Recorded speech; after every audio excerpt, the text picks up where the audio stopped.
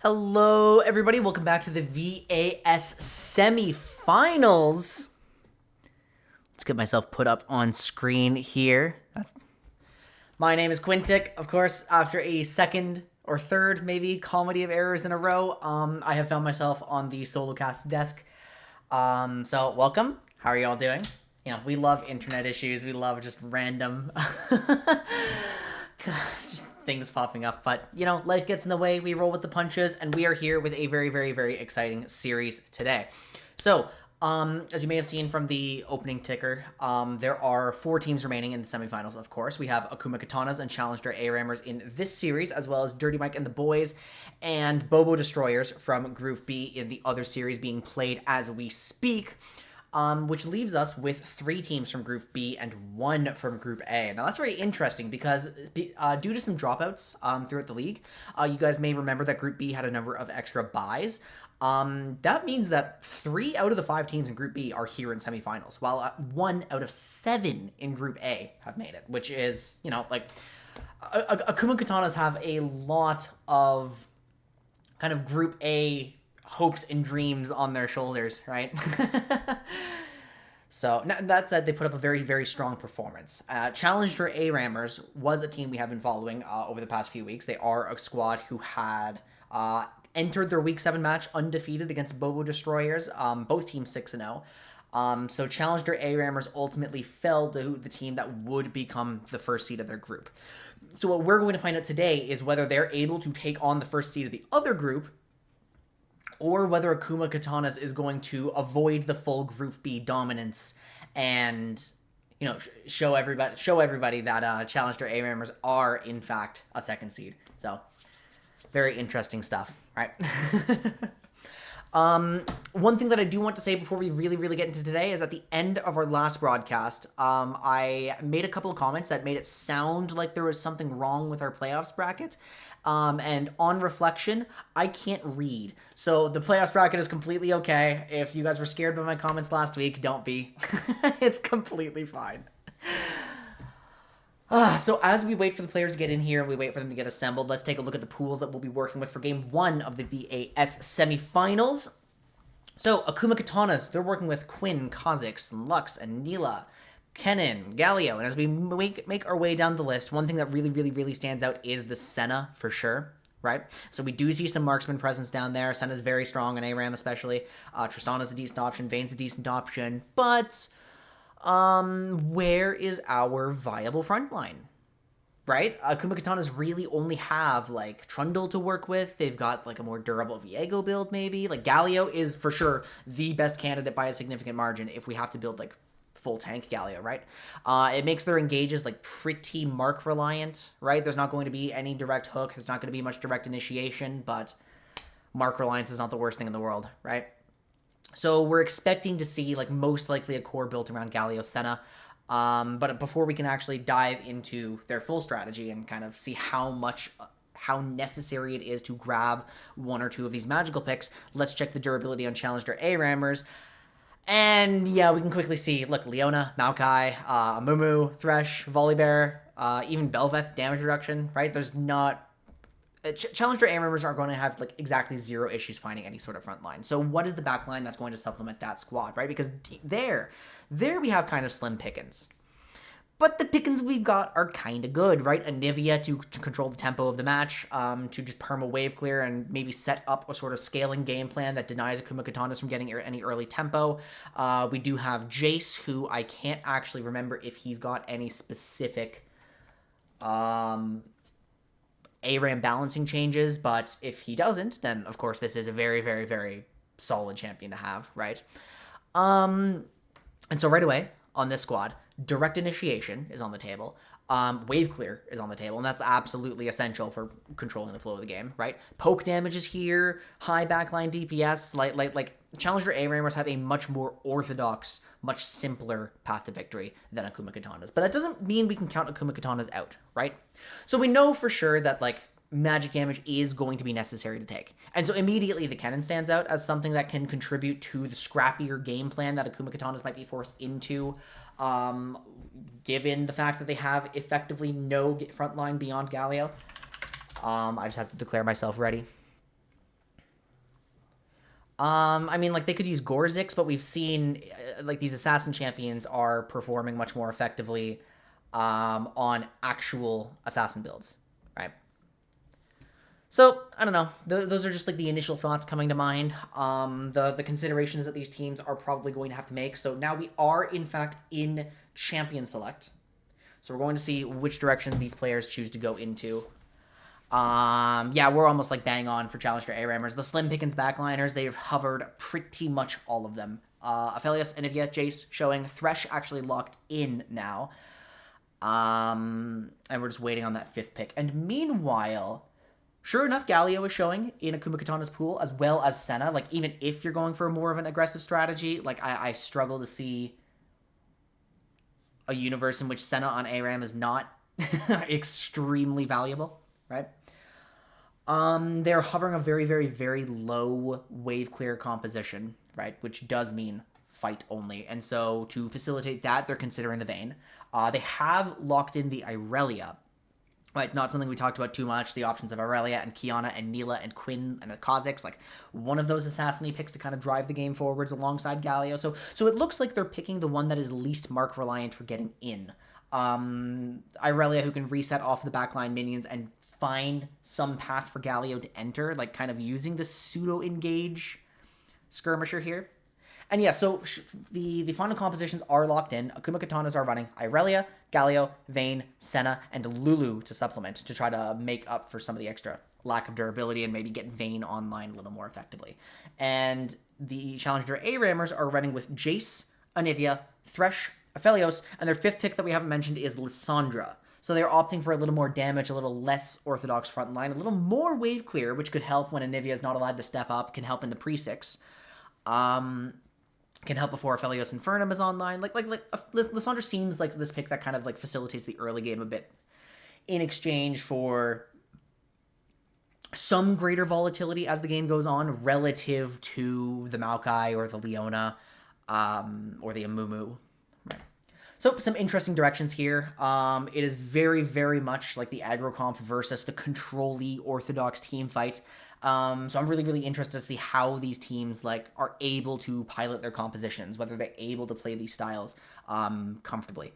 So with that said, just to preserve my voice throughout the night, we are going to go to like a little bit of an early break, but fortunately because it's just me, as soon as the spectator delay is done, we should be able to get into the game. So the break will not be very long. Don't go anywhere. I will see you all very, very soon.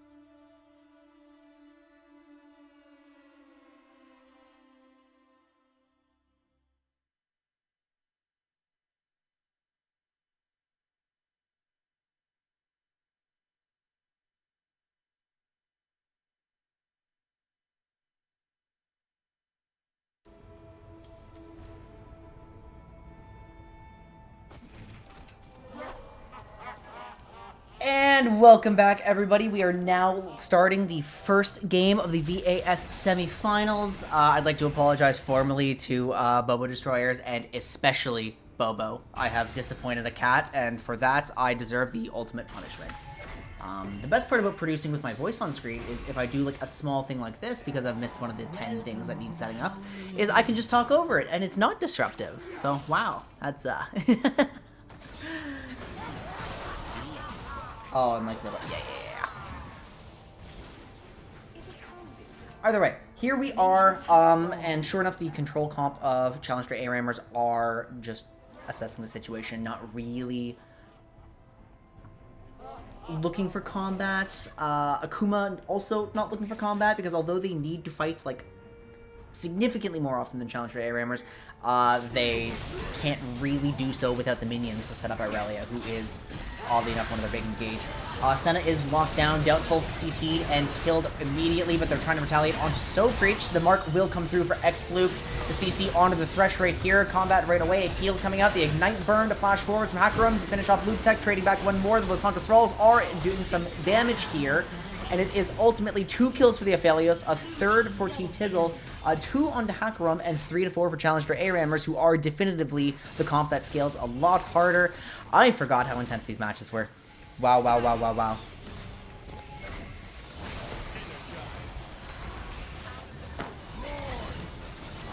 And look, because you've all been so lovely to me, I will do my best to pull up Twitch chat while I am casting. We can have a further conversation in the moments where they're not trying to kill each other, which, as we can see from X-Fluke's behavior, is never.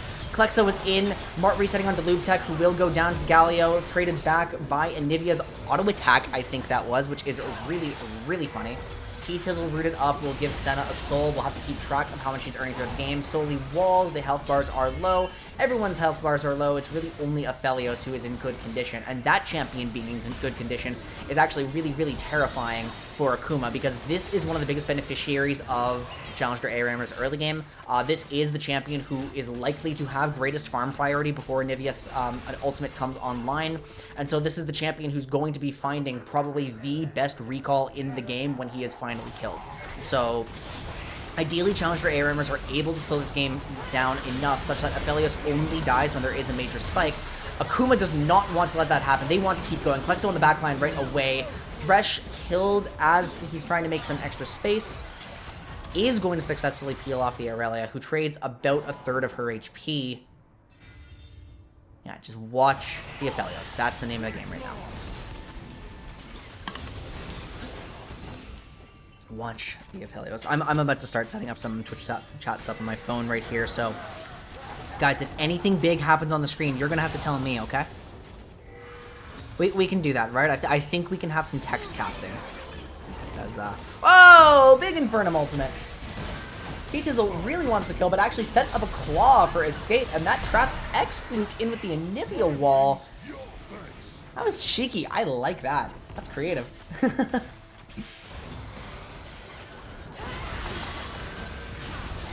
And here's the first Galio ultimate of the game. It lands onto nobody. That is ultimately why I assume Akuma Katanas have locked in the Aurelia, and the combo just does not come through. Okay, I can see you guys now. We're connected. We're watching together. I'm so glad. So glad that Bobo loves me. This makes me feel a lot better. Okay, checking back in here, we see a still unkilled Aphelios, like sitting on about 3,400 gold, so, yep. Any recall from this point on, any kill that finally gets onto the Aphelios, grossly favors Challenger ARAMers as long as the overall tempo of the match is good. So Akuma Katanas have their work cut out for them. Now into the Anivia, like they must effectively find a kill onto Anivia and Aphelios while the wave is pushing in their favor. Now, they don't seem to be having any trouble with that, right? Challenger ARAMers have no interest in actually contesting the wave in the midway mark while they have this Anivia sitting here. They will eventually find some siege damage on their turret, but not if Doubtful is rooted up. Polymorph coming through. Akuma X-Fluke is deep. Plexo following up very quickly. They have found the Anivia. They have found the Aphelios. This is best case scenario as long as they're able to get some structure damage. Plexo goes down after a third trade kill, but no, unfortunately the wave does not persist. Lissandra marked forwards, finds one trade. No, not even. The hook does not trade into Hakaram. And that's exactly what Akuma Katanas were looking for, almost. But ultimately, like, those death timers would never have been long enough to get Aphelios off the map at the same time as Anivia without giving him the item in a meaningful position here. So with about 100, 200 damage dealt on the tier 1 turrets, Challenger ARAMers are in a very, very, very comfortable place. Can Senna overcome this? We can't check. We have some action. X-Fluke down, forwards. Plexo following up, trading on to Lube Tech. It is a 1-for-1 so far in this fight. Plexo low, Golden trying to find more with the Infernum Ultimate, rooted up and going to be shot to death by Vayne. The Frozen Thrall explodes onto Plexo, and it is a, what, 2-for-2, 2-for-3, 2-for-3 ultimately. Pressure in favor of Challenger ARAMers. Yeah, no, this... We knew for sure that Akuma Katanas was going to have the more difficult composition to play, but it is just not going in their favor. Like, these early fights really, really had to be winning. They had to be traded positively. Like, they had to keep things going fast, but Anivia as a champion seems to be almost solely solo invalidating what they're trying to do in terms of structure damage. Right? So, now with a moment to rest, with a grasp on the Senna, we can finally check the soul count. We're at 25 at 630. Senna does have lowest farm priority, which is correct here. They're trying to funnel Irelia almost completely, which... Interesting strategy. I would have expected, personally, that Vayne would be higher priority than the Irelia, and those would be the two that are primarily splitting CS, right? Now, similarly on the side of Challenger ARAMers, there is an unorthodox strategy in terms of farm distribution, with Lissandra getting exactly as much as Aphelios and Anivia. So it's actually Jace that is more kill reliant than the others. Now, with no true frontline on Akuma Katanas, Jace with farm would actually have been pretty high value, I think.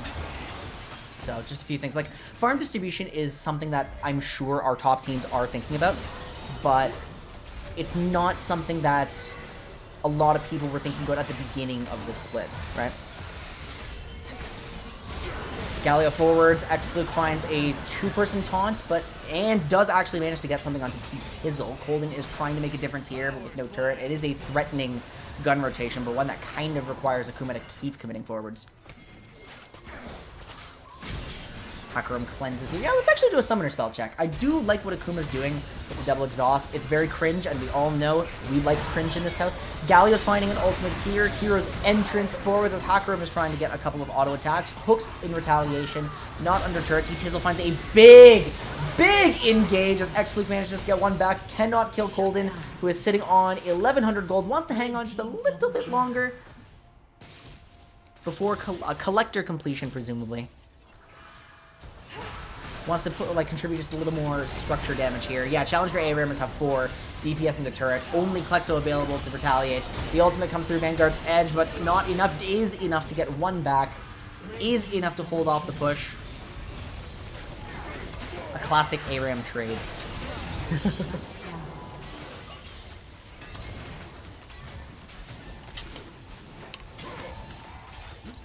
You know, this casting thing is hard.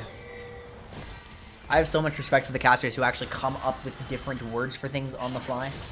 You know?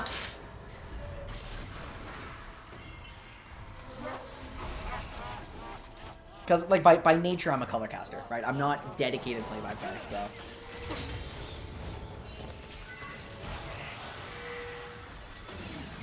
Tier stacking onto Anivia, tier stacking on Jared. Well, actually, because that's done, right? Tier finished on Thresh. Fimbulwinter actually is in the works here. And yeah, Galio is full damage trying to progress the game. It's actually Senna who's trying to be the front line. Now, I don't love this. I do think Tank Senna is underrated. I do think it is definitely something that is worth considering. So like, because Akuma is going for more of a defensive version of this composition, but Tank Senna really only thrives with the second frontliner next to her. She's not necessarily the one who loves standing alone, right? So maybe a Rod of Ages Galio. Like, we already have the Mark Flash. Like, would have given Akuma a little more space to breathe, but breathing space is not something they actually want. Klexo moving forward is trying to find some more into lead tech. The Vanguard's Edge is not yet available, so they're not going to commit fully. X-Fluke marks in. Hakarum is trying to DPS on the back end. The Contra ult down. The first kill goes over to Akuma. Colden fires at Severum ultimate, is going to heal back up, may contribute more to the fight, but the guns are better for laning. X-Fluke hooked, X-Fluke killed. 1 for 1, push priority to Akuma. Plexo's trying to find some more. The hook goes wide. Blue Tech rooted up and stunned up by the Aurelia. Kitten Claws neutralizing the wave right now. And we are saying no, because Delphil's rooted? No. Stays 1 for 1, but condition advantage is definitely on the side of Challenger ARAMers. Akuma Katana is going to fall back to get the health relics here. Trying to stabilize a little bit while they're awaiting this onslaught. The moment Jace gets an opportunity to free hit, this turret should go down. It is not a great hero's entrance. Klexo does find Thresh. Galio marks in, finds 2 TTs and flashes burned. It's going to be Anivia Egg. It's going to be Aphelios killed. Traded for both frontliners here. Sofreach is trying to go in. Hammer Q forwards as it is a 2v3 with a serious poke advantage for Challenger ARAMers. T-Tizzle finds 2. Hakarum is pincered. Slain by the Lissandra, a triple kill. Giving only 8 seconds of push, and that might be enough for Jace to get this down to about 100 or even, yeah, completely gone. So Challenger ARAMers are completely in control of this game with a 3,000, almost 4,000 gold advantage. Much higher stability composition.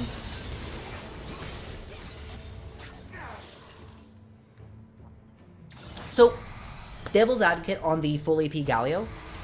It is necessary on ARAM, we've discovered, to have some source of wave clear. Otherwise, you are permanently down tempo. So it looks like they are trying to make Galio that source of priority. But the thing is, Challenger ARAMers haven't been contesting the prio at all. They don't care. They're very happy to scale and hide behind the shield of this Anivia.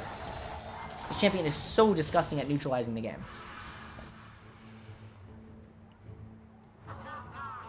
So let's go deeper on some of the items here. After the Iceborne Gauntlet is completed onto Senna, it looks like we're going into a Wit's End. So like we're adding some damage to the mix, right? Irelia, the highest farm priority champion, is almost there to a Jack Shell.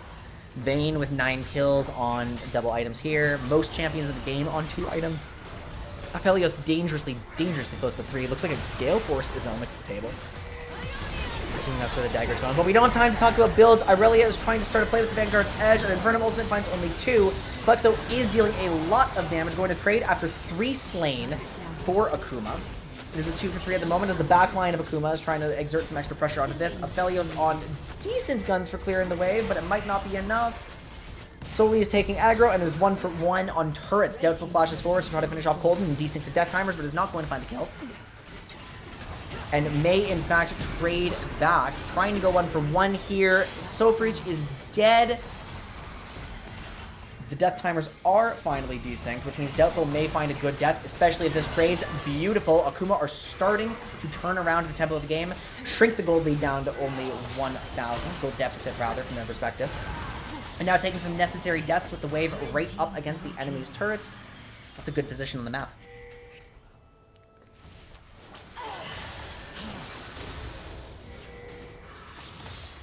Yeah, but now Jace is on 3 items, right? A champion with intense poke, 3 items. Anivia, dangerously close to 3 items. Aphelios did die before getting the necessary farm. Anivia is soaking up most of it because that's how the composition has to play, right? So Aphelios is taking like a little bit longer to get towards those spikes, which means, in terms of raw 1v1, which almost never comes into play. Oh, there it is. Never mind. I've spoken too soon. Gale Force online. So, some pretty significant menaces left on Challenger ARAMers, even though Akuma Katanas are putting up an outstanding fight given the early game. Sanachek, she is now on 70 souls. Approaching the 100 soul threshold, which is pretty exciting.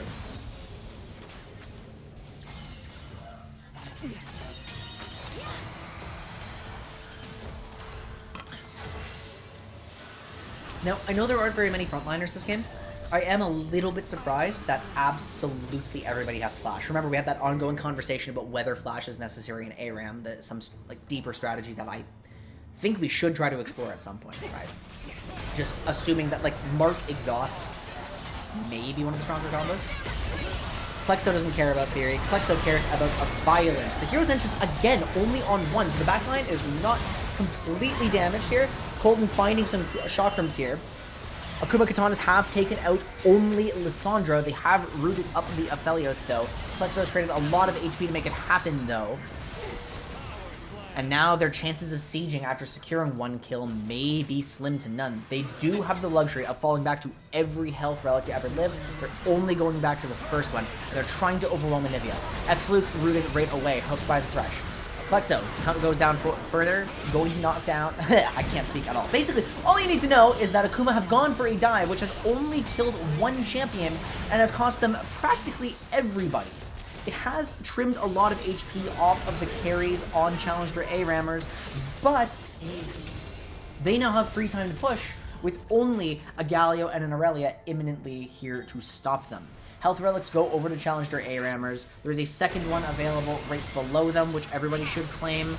The Aurelia and the Galio are in position, but with actually one of the worst gun combinations, it is gone. Golden doesn't love fighting directly on this rotation, so which is why X-Luke wants to get it started. Killed immediately by the Lissandra ultimate.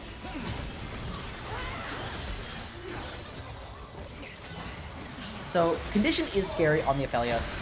T-Tizzle does want this to be something, kind of. It's a W. It's a W and E out. The egg comes through onto Anivia. Akuma Katanas are trying to make something happen. Hakuram flashes out. It is a 4 versus 3, but a major health advantage for the Vayne, which is a terrifying prospect. Loop Tech can't find any of the CC. Devflow is creating so much space. Flashes forward to the Aphelios. Sobridge does not find anything on the hammer engage, so now Hakuram is able to free hit and take the health relics for their trouble as well. Loop Tech just buying some time here, trying to slow down the low wave clear core of Akuma. Is eventually going to give their life, leaving only T-Tizzle to defend, and Kitten Claws up in 1, which may, if the Hexgate... Ooh, I'm actually kind of concerned about this Hexgate here. If X-Luke is right in, T-Tizzle gone immediately. Kitten Claws not caught, but the Anivia ult is dropped. Second Glacial Swarm dissuades Galio from chasing any further, but that is, in fact, an inhibitor for Akuma, and this game is suddenly looking very, very favorable for them, as even though Challenger ARAMers can permanently resist the push, they can no longer push proactively themselves, especially since they were trying to concede the pressure in the very beginning. So having failed to withstand the beatdown, Hakuram pressing forwards, not trading right away, but yeah, having failed to withstand the beatdown, Challenger ARAMers now have a very, very difficult task in front of them, which is going to make them thankful that they actually invested the farm into Lissandra. Look at that, maybe they were planning ahead. Just some proactive wave clear here, right? Something they can use to actually pressure forwards. There is still about a 1,000 gold advantage on their side, right? Jace is still a menace. Aphelios is still very strong. They do still have overall more control tools, but Akuma have consistently shown that they're able to penetrate through these control tools. They're able to overwhelm them, right? They're able to find the backline using shallow heroes entrance plus mark combos. A summoner has disconnected.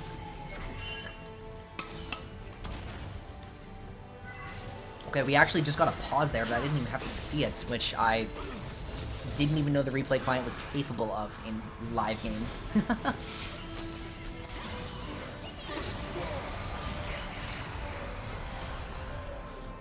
So yeah, just a momentary lull in the action for the players, but not for us, so we'll see how everybody's able to kind of reset their mentals. Lissandra, big engage onto 4. Aphelios is finding a moderate Infernum ultimate. The front line of Akuma is trying to dive the back line. They are going to find Colden. They are going to find T-Tizzle. Huge Hero's entrance this time. X-Luke finds the combo that they were looking for the entire time, and it's actually a clean ace. Akuma should take game 1.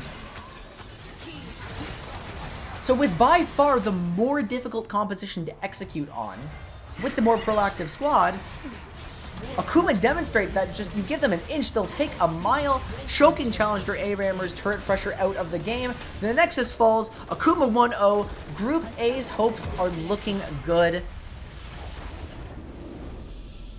Fantastic, fantastic stuff. Now, guys, I'm about to commit a sin here, right? I'm going to offend good old Bobo. I'm going to put the old graphics back on screen, all right? So, I apologize for that. But surely we can handle it for just us. I can only edit the graphics like between broadcasts, right? They're actual image files. So, excuse me for like 3 seconds. I have to go immediately so that we can get these players into game as soon as possible, so they're not waiting on me right away.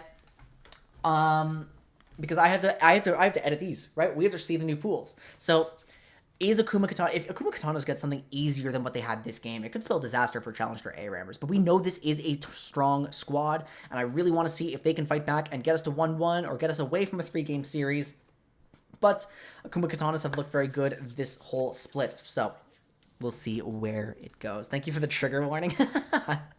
You're welcome. I'm sorry. I know this is shocking imagery, but okay. Get ready, take a deep breath. We'll be back in a moment.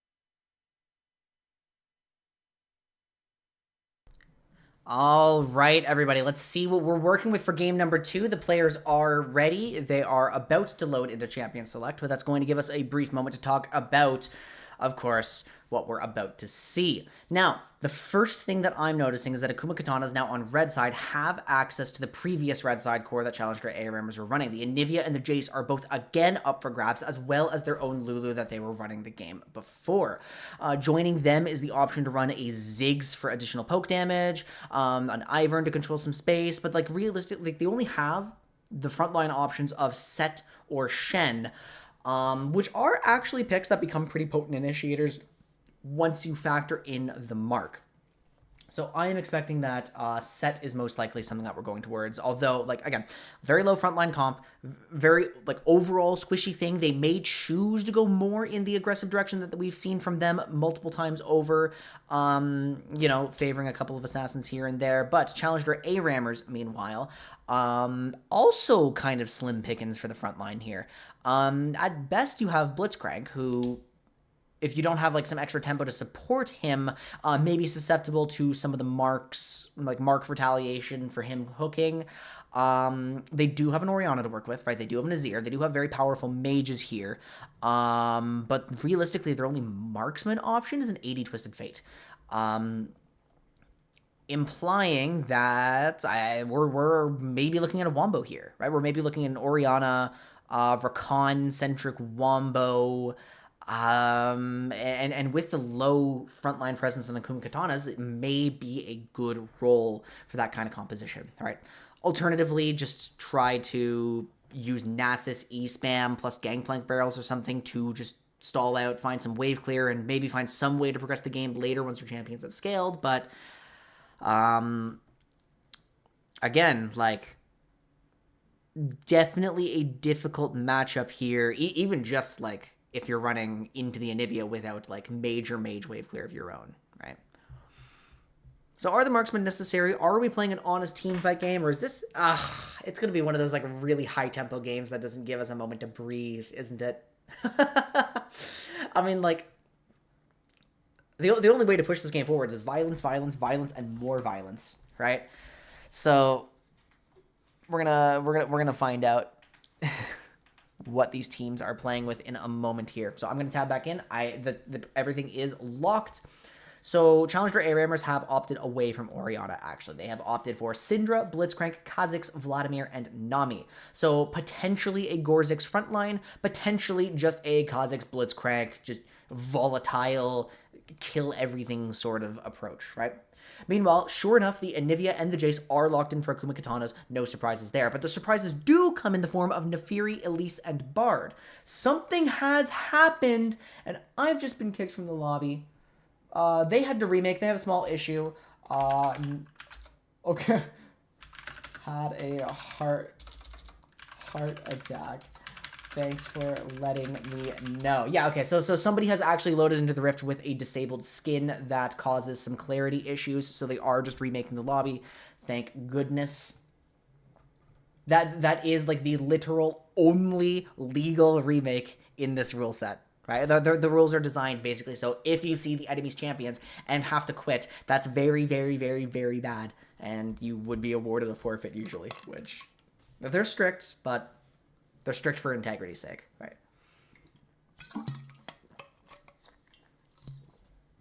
So we're just waiting for the teams to load back in. They are obligated to lock in the same champions. They cannot make any substitutions on this remake. It has to be identical. Which means, yeah, sure enough, we have a Nefiri and an Elise combo on Akuma Katanas. Which, yeah, we're just waiting for that. I'm going to declare... Prod R. I am ready. There are no complaints with me.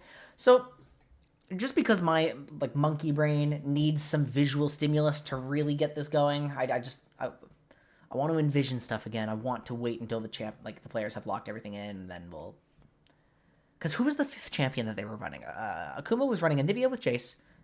They were running it was a Bard. They were using Bard as their primary playmaker. Uh-oh. Guys, we have some connectivity issues. Something's gone.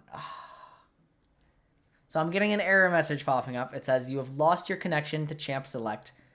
Please keep attempting selections as we try to recover it. Not great. I think I have crashed. Yes, sorry about that. So, yeah. Your connection could not be recovered. Please exit the client and queue up again. Riot Games, ladies and gentlemen. That's,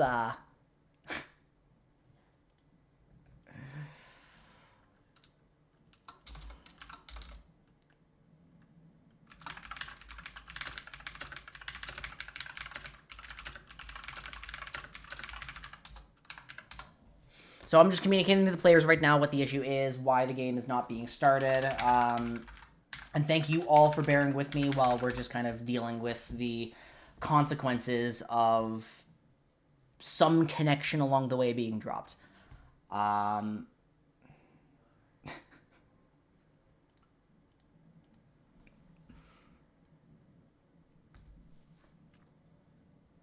what do you guys think about the compositions, right? We had, what was it? It was Nami, Vladimir, Syndra, Blitzcrank, Kha'Zix on Challenger ARAMers, and it was Anivia, Jace, Elise, Nefiri, and Bard on Akuma Katanas. Have we seen a Nefiri on stream yet? Have we seen anybody actually lock in the Nefiri? Okay, so I am going to manually rejoin the lobby. I've been sent the password.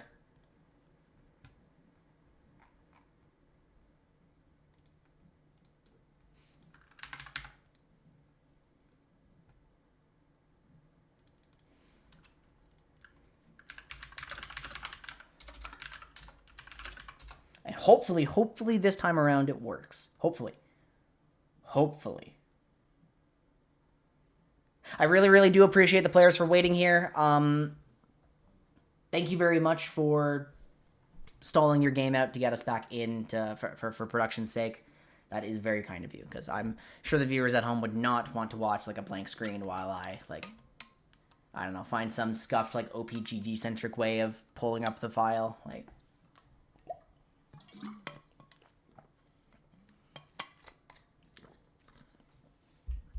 so you know like the way that Akuma's drafted, they're almost saying it's like we know the Jason Avia core was going to be very strong for Challenger ARAMers, and it didn't pan out, but the presence of Nefiri and Elise implies that Akuma thinks the way to go to progress that core is to actually like get in the enemy's face, like use Anivia's defensive wave clear as basically a lever that says you can't punish us while we are trading kills to beat you down, right?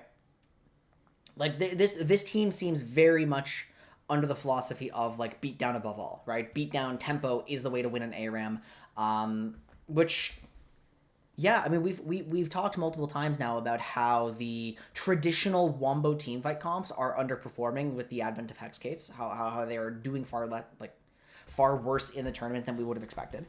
We've also identified like the style of wave clear scaling comp which Challenger ARAMers attempted, which also doesn't seem capable of standing up to just raw tempo of like the sort of Bowson's Law way of playing, right?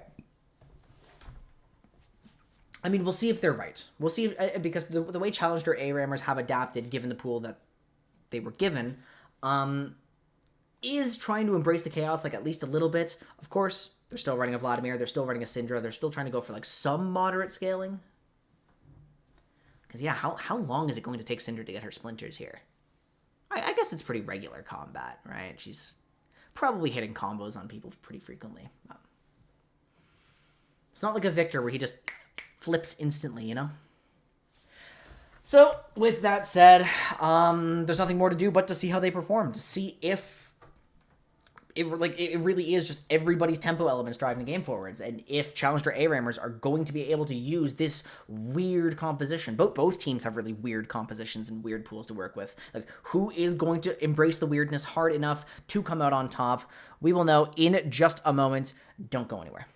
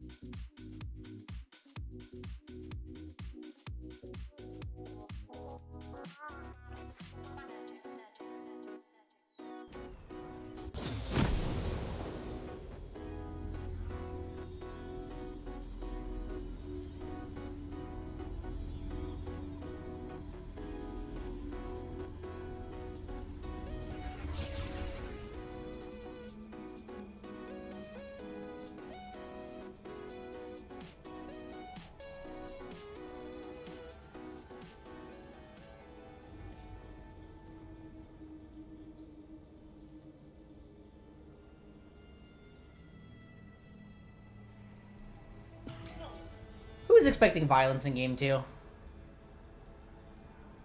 Who wants to see in game 2 of the VAS semifinals a lot of contesting this middle push here? Because, I mean, given the compositions, given the Blitzcrank, given the Fury, given all of that together, I am expecting these teams to really go at it. Nami makes the first move. Blitzcrank follows up. Doubtful is the first blood. The dog has been put into the pound. Blitzcrank claims the first blood. Bit unfortunate that it is Blitzcrank getting the gold, but you know, maybe we're using it on an Everfrost or something. Maybe frontline is a myth, and we're just killing everything. Because like, unfortunately, Blitzcrank kind of has to fulfill the role of a traditional tank, and that is not what he's great at. But you know, maybe he doesn't. Maybe Challenger ARAMers are getting creative. So after the Bush contest leading to just kind of one kill, we're probably going to wait for things to slow down a little bit as both these teams are just looking for like weird stray catches. Blitzcrank obviously has the advantage on that, but we're looking for little cosmic findings, little cocoons, little Anivia Qs. Flash Freeze? What's that thing called? It's Flash Frost. That's close enough, right?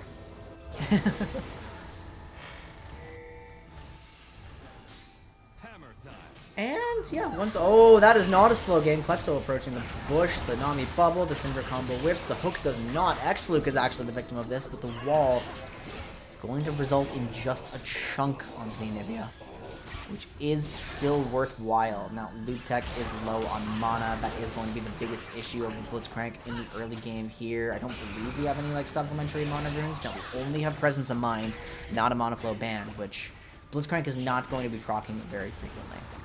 Only going to be actually benefiting from that when a takedown is achieved, which maybe is soon. All right, Halfgrim is hooked up, but repels away.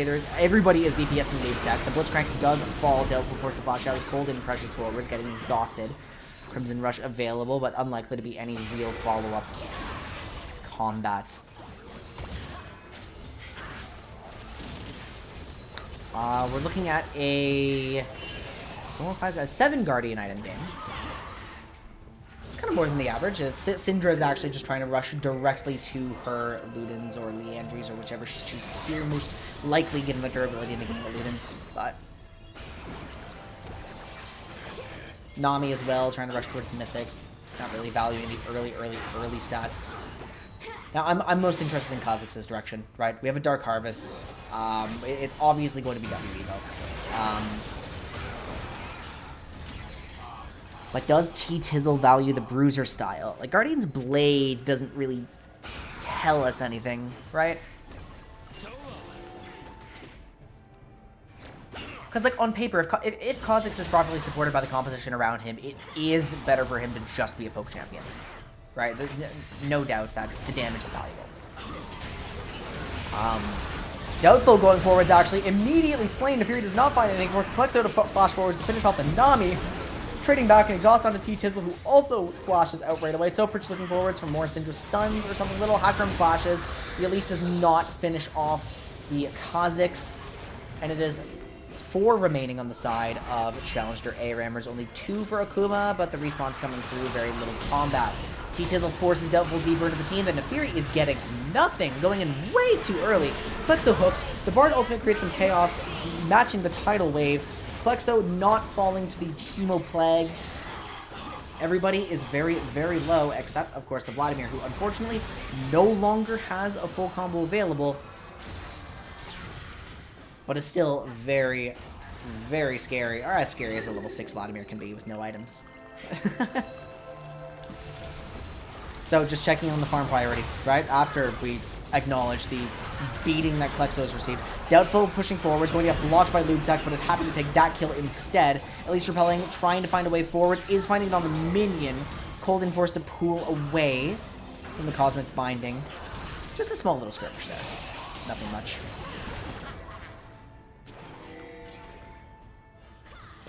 I've forgotten my point. No, interestingly enough, it's the Moonstone from Nami. Yeah, we're just expecting the Fury to go down. Nami does have reduced healing, as does everybody. Loop Tech is flashing forwards for a shock wave, whatever, the shock wave. And we're... Okay, we're gonna give up on casting this fight. All you need to know is that Challenger ARAMers found an excellent engage with their Blitzcrank, and in the ensuing chaos, managed to trade almost everybody down. Plexo is trying to 1v2 and has more damage than their peers. Is barely burning to the Loop Tech Ignite, leaving Kitten Claws as the sole survivor. The Moonstone Bearer, on a map with reduced healing, may have been trying to play to a champion's weaknesses rather than their strengths, but we will see, because again, healing is reduced because healing is very good on ARAM. So this may be like one of those on-hit Akshan things where, you know, the champion's still capable of building on-hits at reduced value, but the reduced value is still quite a lot of value, you know? So Loop Tech has hooked a dog. A bit mean. It is actually Gorzix. Gorzix is the primary front line of Challenger ARAMers. But, I mean, like, there's a lot of damage for Akuma. Right? So I have to wonder, like, even though it is one of the few options out there, like, Kha'Zix is going to be trading away their life in almost every fight. Right? Kha'Zix is meant to die meant to kind of, like, create a distraction here. A distraction that is made by Anivia getting hooked in. A distraction that is made by Nefiri, in fact. A distraction that's made by Klexo, in fact. A distraction that's made by every member of Akuma individually walking forwards or getting caught in other ways, like to try to close out one kill and just not trading anything whatsoever. You know what? If this is how the game's going to play out, if Gorzix is just going to sit here and, like, not die and then kill people one by one, I mean, for sure, if you gotta isolate, right? Now, Akuma are striking back. Doubtful is very deep. They're going to kill the Syndra. They're going to trade 2 back, and T-Tizzle is left in pretty poor condition, is going to die to Hakaram, which, you know, you may as well go for it if you're just going to be useless otherwise with, like, very poor access to health relics. Just the one isn't going to get you back in the fray. And it's going to finish Gore Drinker, right? So, valid death. Akuma don't have time to really push this any further. Soli is dead to Loop Tech. You'll have to see it.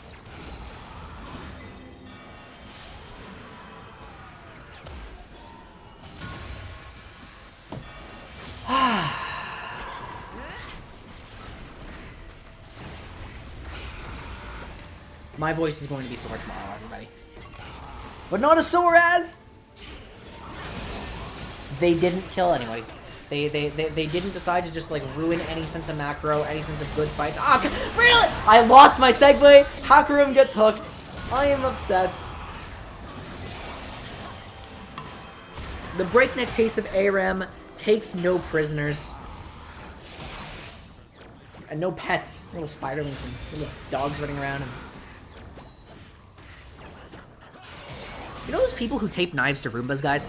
Like, just, you have this little, like, pet knife robot running around your house and it's, like, just an ankle-biting hazard. Like, that's basically Nefari's dogs, right?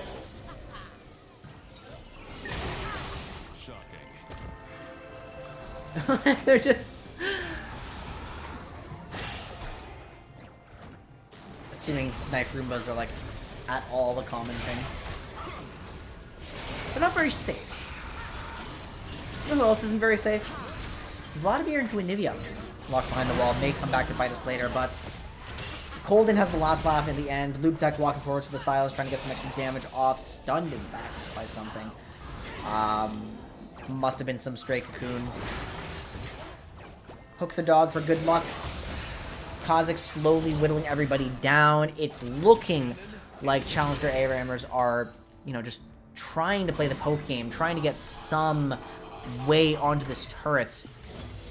But X-Fluke is now refreshed and does not want to let them in. The Anivia is going to defend. A hook onto Hakaram, at least is killed immediately, but Nefiri ults starts pressing forwards. We're not seeing a Hound's Pursuit right away. What is this thing called? This thing is called Call of the Pack. That's right.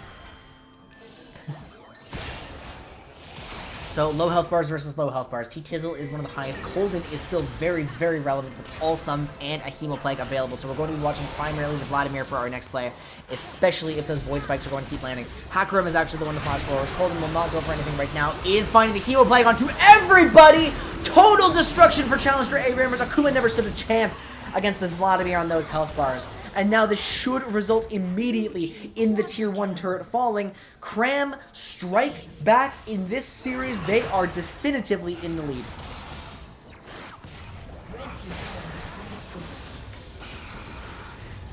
You know what would make solo casting a lot easier, guys? Like, if you could just have voices in your head, and those voices could respond to you, and then you could plug, like, an aux cable into your ear or something, and, like, connect it to the audio interface, and then, like, have a co-caster, like, just from your thoughts. Like, I think that would be pretty cool, right? Do you know what else is pretty cool? That Syndra's Anivia as a concept? Like, I don't know. Do something on my segues! I'm not able to warp reality around my words.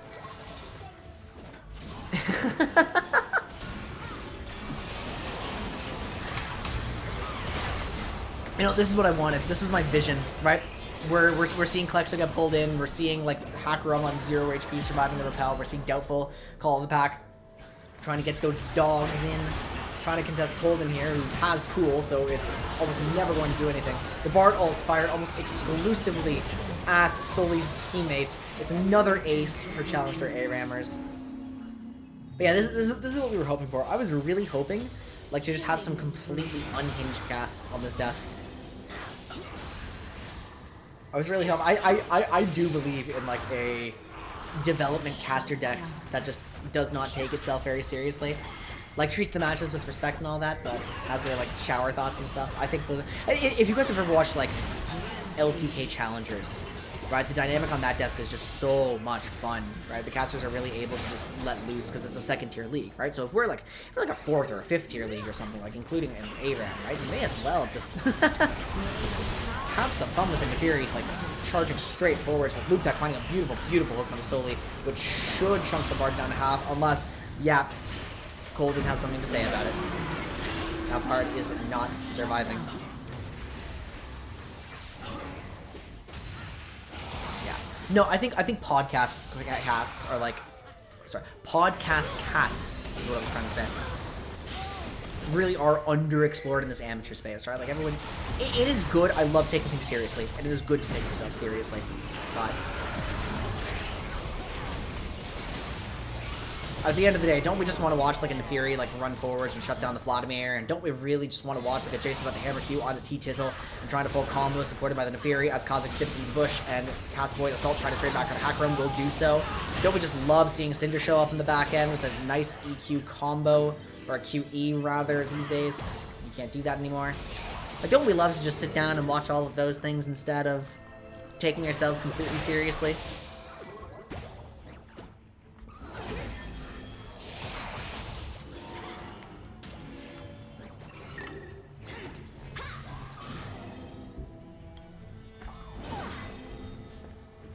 I know, I do.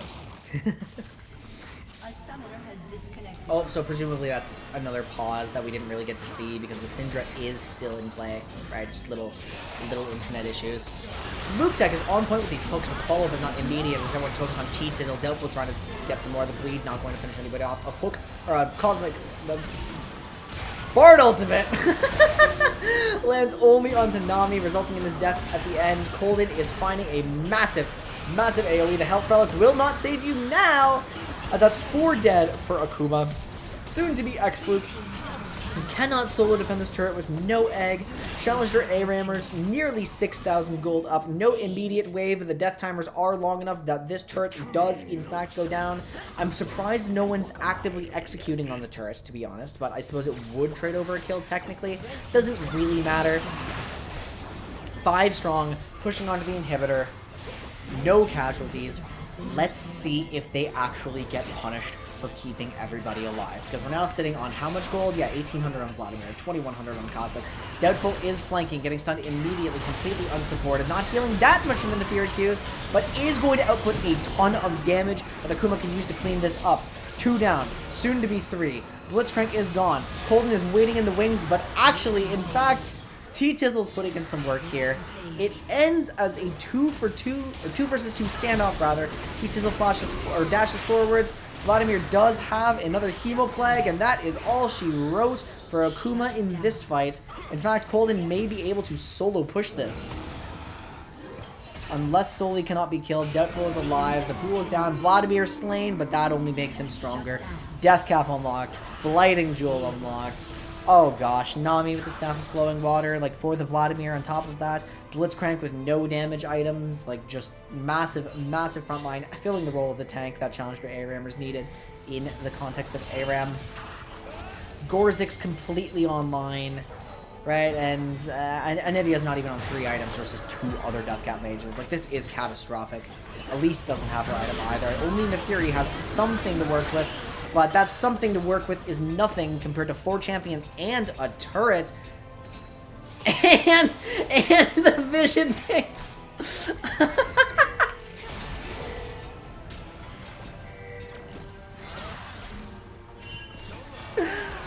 Oh, yeah, not the best death timers for Akuma, as Challenger ARAMers can just, like, you know, the taste their fear out of the flashing bard. The gold lead is too catastrophic. Like, they can just walk forwards and do whatever they want. And so this will spell the end of Akuma unless Nefiri has something to say about it. She has the Hex Gate to say about it. Something tells me that Doubtful is a little more interested in next game's pool, because this...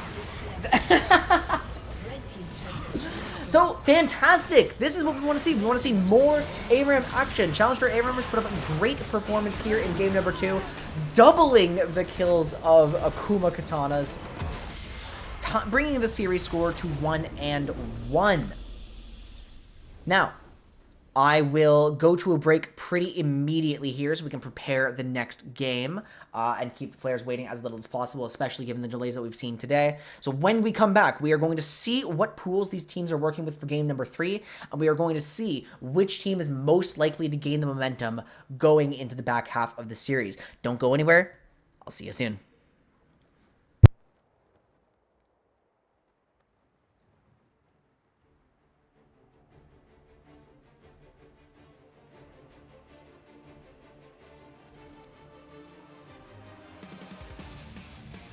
We're just shuffling into a lot of pentakill today, aren't we?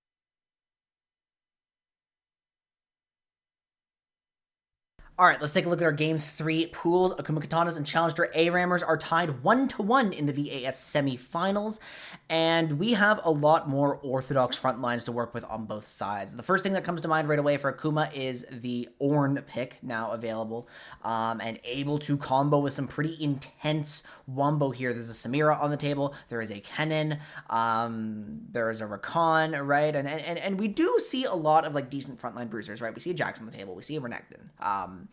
Stuff that Akuma has like gravitated towards stylistically, right? Like where instead of going for just the wombo, they're probably going to want to desire some like champions with like extra playmaking on top of that, right? So they're not run over completely in the early game. It is worth questioning where their wave clear is going to come from, right? Because I'm seeing on Challenger ARAMers, there's a Zyra, there's an Alawi, right? There is a Morgana, right? There's a Talia, right? So it's not the most oppressive wave clear in the world, but it's definitely enough to overwhelm a team that has nothing. So the only options that Akuma really have for that would be like the Corki, the Lux, a pick like that. Because Kennen is certainly not walking into the wave safely enough, like going unpunished against a team that has access to Rel, to Leona, to Camille, right? Speaking of, on the side of Challenger ARAMers, there's like the most orthodox team fight available to them, again, almost exactly like game 1, but with extra proactivity, right? Rel, with the Senna, right? With the Talia, Talia, or is that like one of the wave clear picks that we just mentioned, right? They could choose, like, I'm curious to know if they go in the full control direction, like do they want Poppy to supplement the wave clear if they've got like these half wave clear mages for the early game? Do they want a Warmog Soraka on their team or something like that? Most likely not, given that Akuma Katanas are unlikely to go in a poke direction, right? They would have to pick like Lux and Caitlyn and Corki, which are like a very specific 3 of their the rest of their pool, which is not geared towards that sort of siege. So what have they chosen, though? Braum went completely overlooked by me. Akuma has locked in Twisted Fate, Braum, Renekton, Caitlyn, Ornn. So not the wombo direction we were expecting, but of course the Ornn is grabbed. He's way, way, way too valuable. They're presumably an AP Twisted Fate, so Twisted Fate is primary wave clear alongside Caitlyn Q.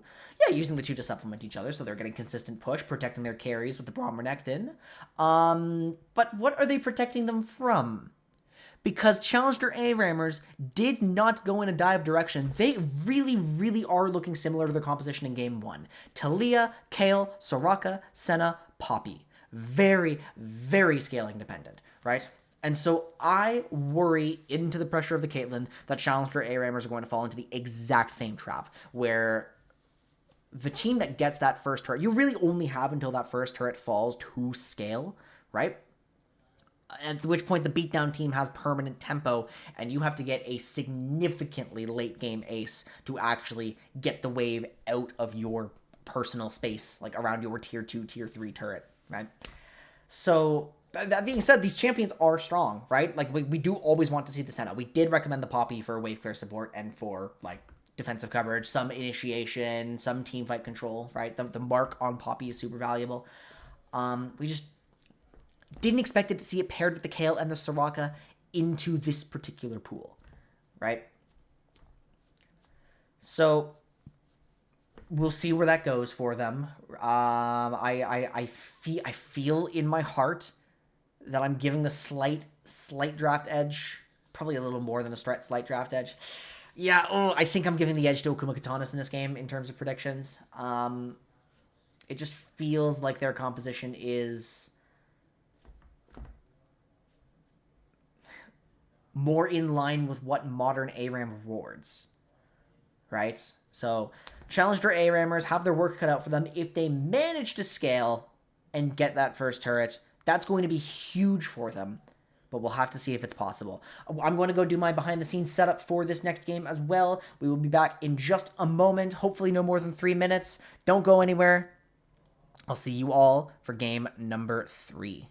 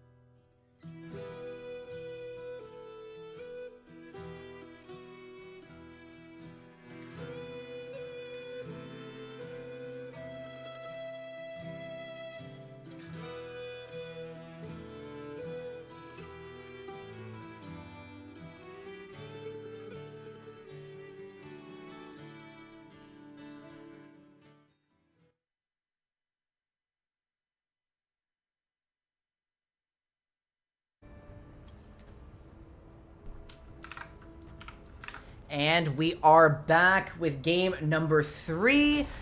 To answer the question, can Challenger ARAMers actually scale into the pressure of Akuma Katanas in, like, to claim some advantage? There was a point here. Look, I just sat down.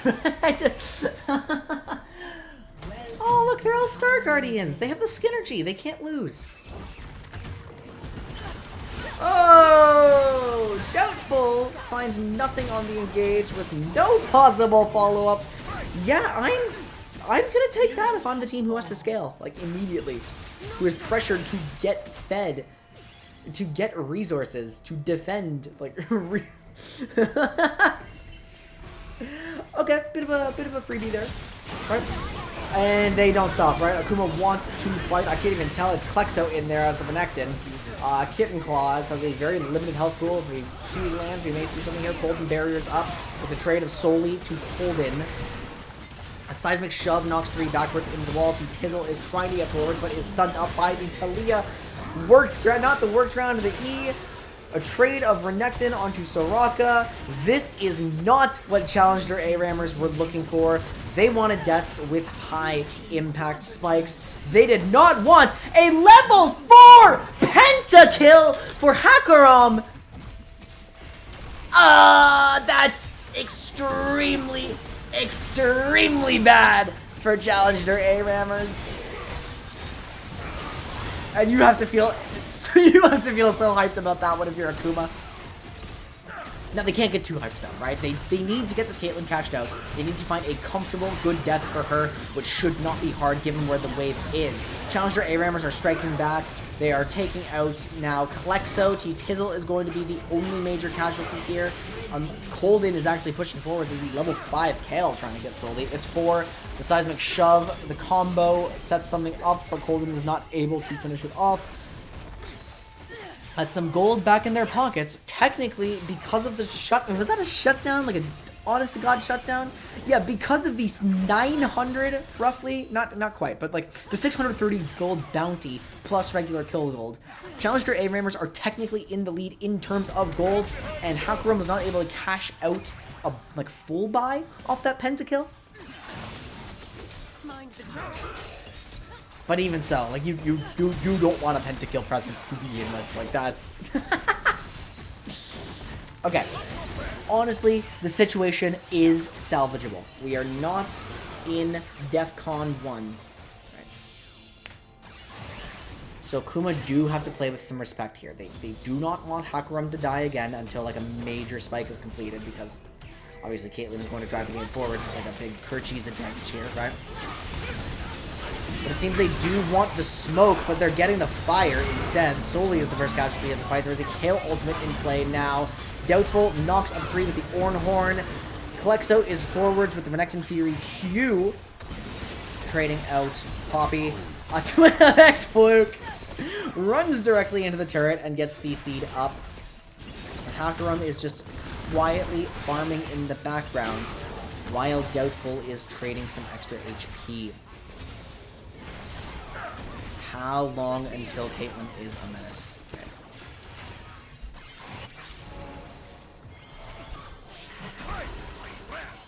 So I'm now just like double checking my assessment of the situation, right?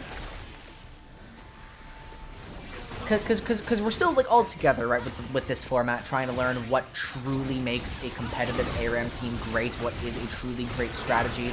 I can tell you that like marking forwards with no viable follow-up and no immediate CC is not a great strategy, unless Klexo's just built different with Renekton Fury Q. See, I eat my words every 3 seconds. That's the nature of ARAM. You love to see it, right? But was it actually good for Cram that the pentakill happened? Was that bounty actually really meaningful for them? Because they are maintaining this gold lead, right? The only thing that really swings these gold leads are like catastrophic fights. You have to see like a full ace or like an actual turret or apparently a shutdown just out of nowhere, right? Those are usually the only things that generate like consistent overall gold leads. And of course, the gold leads lie to us a little bit because we always have to check who has farm priority, who's benefiting from the chaos, who's getting the kills. It's just something to watch out for as we track the flow of resources over this game. I think it would be really depressing to have a pentakill at level 1 and have that be a negative for your team in game theory terms. Alright, wouldn't that just feel like that would break my heart? Because it means you're never gonna get something that exciting again.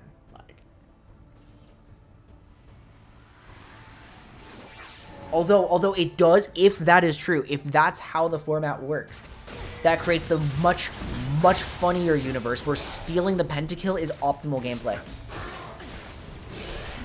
And, like, honestly, the more I think about it, the more I want to live in that universe. I think that sounds awesome.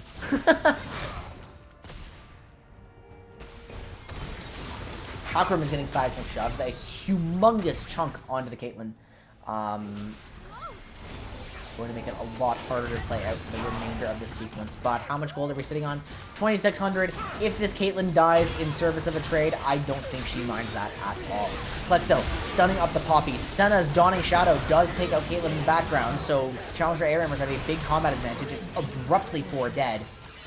And a neutral wave. Ooh, this could actually be really bad for the... Well, I say really bad. It's too early in the game to be really bad for the structure of Akuma. But it is some structure damage. That is a major goal. The Ornhorn comes out. The Ornhorn is not able to find anybody. Interrupted by the Poppy. It's another kill traded back as they're slowly trying to recover their condition, right?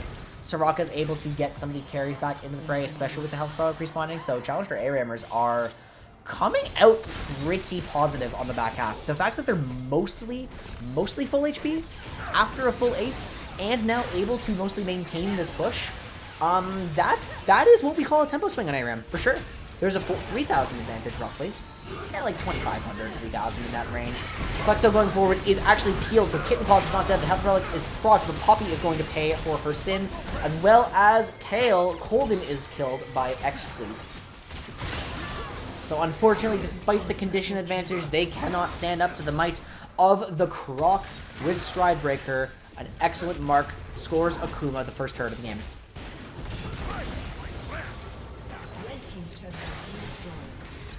Hey!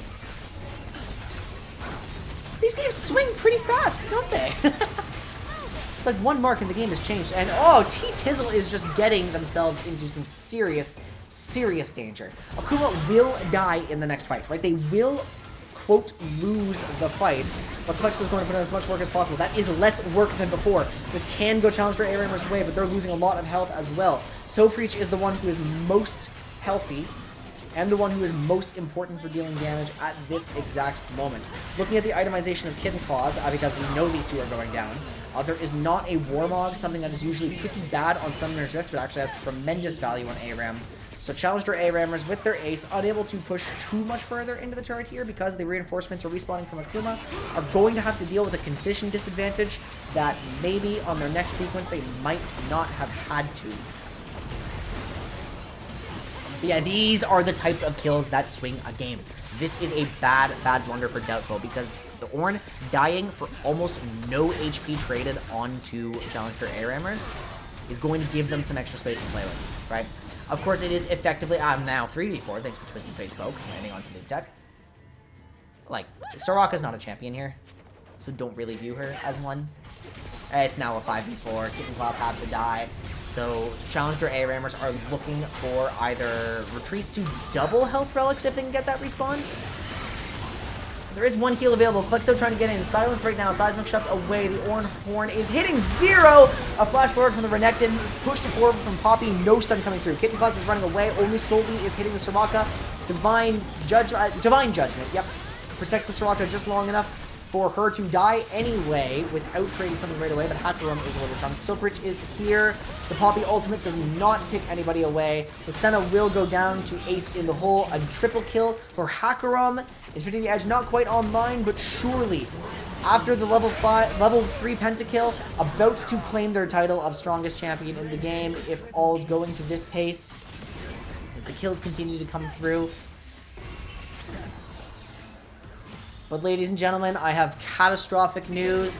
One of the most important carries on the side of Challenger ARAMers is on the Season 11 Senna build.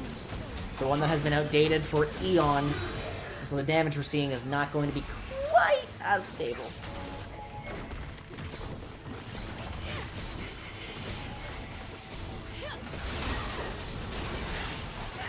So, we're saying in the chat that we actually like the idea of the redemption into Warmogs on Soraka, which, you know, in a normal game, if you can find a real Warmogs angle, like, sure, I do think having extra heal shield tower on Soraka is generally valuable, but considering that the heal shield tower is, like, fighting against this, like, multiplicative nerf just inherent to the mode, I'm not sure that I agree just yet. So we'll have to check. We'll have to, like, really watch Soraka's and ARAMs to see if he's right. Doesn't matter who's right when it comes to Klexo, though. The Croc is in the back line, dealing catastrophic damage to Challenger ARAMers. Holden will trade that back when the damage is done. X-Luke is stunning up Lube Tech. There's no HP remaining on anybody. It is a nearly clean ace for the side of Akuma, giving them opportunities for execute, the actual best case scenario for ending a game of ARAM. Are they going to send anybody out there to claim some items? It looks like they are not. T-Tizzle is alive. They're prioritizing getting the inhib down. Maybe just as good a decision. We're still trying to work out if it is. And now it looks like their plan is to actually full die for a tier 3 turret. They are playing the tempo play. They are getting the wave deep. They are giving these kills. They are getting as strong as possible. I actually love the coordination. I love the approach. And at worst, they lose their tier 1 turret. And they might even sacrifice Klexo here. No Dominus available, so I kind of doubt it, but they might sacrifice Klexo just to get some extra HP traded off, like, so when the rest of the team comes back, it is trivially easy to kill Challenger ARAMers. Not their decision. Look, they're so indexed into Renekton being one of their major playmakers that we actually have a Stridebreaker on instead of a Gore Drinker. Right? They do not value Renekton's life at all. They just want this Crocodile, like, getting in, starting the play, chunking everybody, setting up the cleanup. Right. Actually, yeah, let's do a soul check on Senna. We have 96, so actually on greater pace than who was playing the Senna? It was Doubtful, right? Doubtful on Akuma game 1. Much better pace than Doubtful right now. The Ornhorn starts off the fight. Divine Judgment protecting T-Tizzle as long as possible. They are trading back health onto the Ornn, and Renekton's not getting some immediate value here. Klexo actually limps away, not the win condition we've seen earlier. Challenger ARAMers look like they're coming out that fight like much, much better. Klexo does not get the empowered abilities off, and so dies for ultimately nothing. Kitten Claws, like, considering the health relic here. Challenger ARAMers not going to be able to get too much more. The Seismic Shove out actually does not lead to any combos here. They're fighting against super minions, but this is still, like, you know, 3 kills, reducing the pressure a little bit on their base. Really in quite good condition still after claiming those kills. It's only Kitten Claws that is dealing with some health. Abruptly a Seismic Shove onto X-Fluke.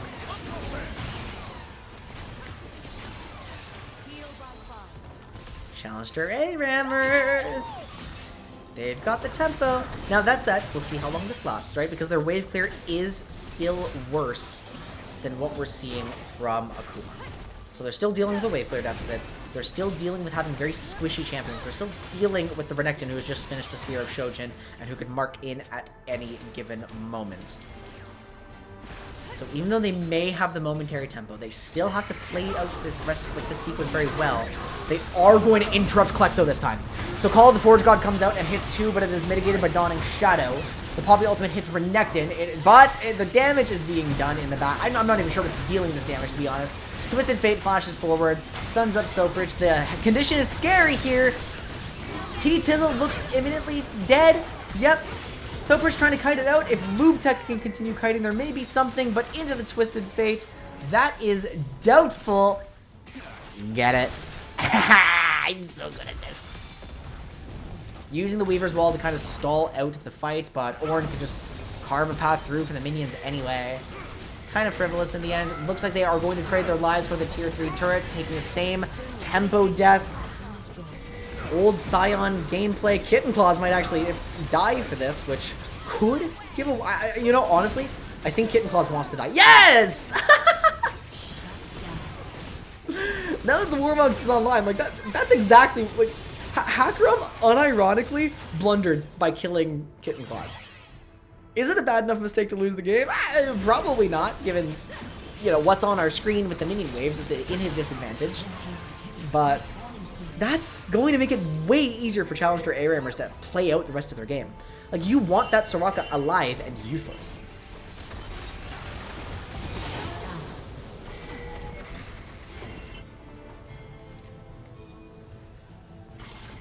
So we're going to see, the camera does not care that Ornn is ulting one bit. Like, the game just knew we'd have a Call of the Forge God that is, like, landing on nobody somehow.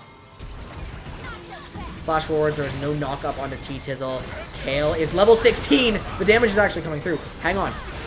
Divine Judgment on here, preventing Klexo from contributing to the Kale. We're watching Colden here. How much damage can go onto everybody here? Klexo is not finding anything onto even Soap Reach. Soraka is outputting so much healing at this stage. The ultimate comes through, not even T-Tizzle dies, and with infinite health on the Soraka now.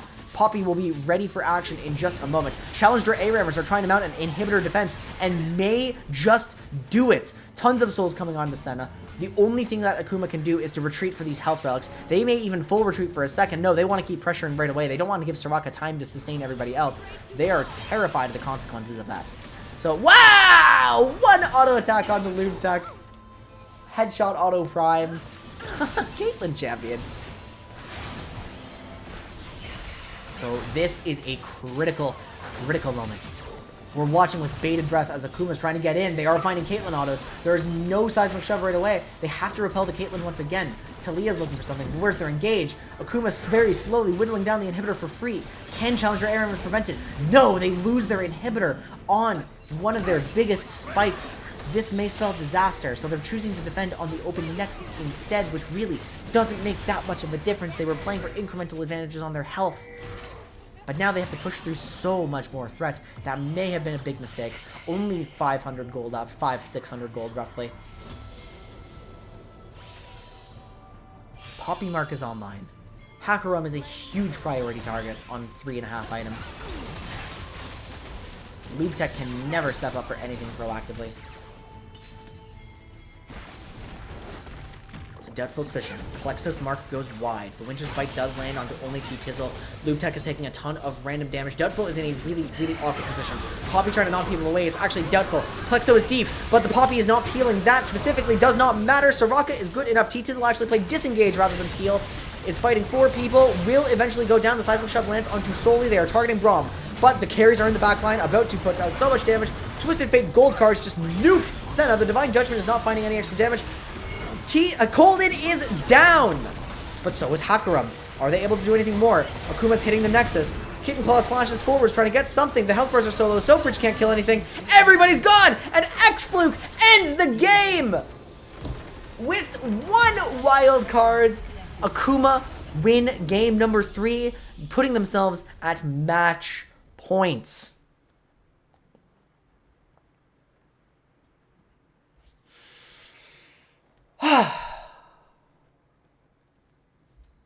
So is this it?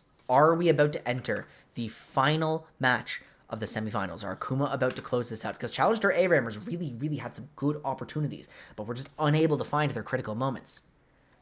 Is that telling us that Akuma Katanas are primed to take the 3-1? Or does Challenger ARAMers have some more gas in the tank? Is this just one of those blue side victory kind of series? Well, we'll know in a moment. I'm going to go get those pools on screen for you guys, and I will be back in just a moment. Don't go anywhere.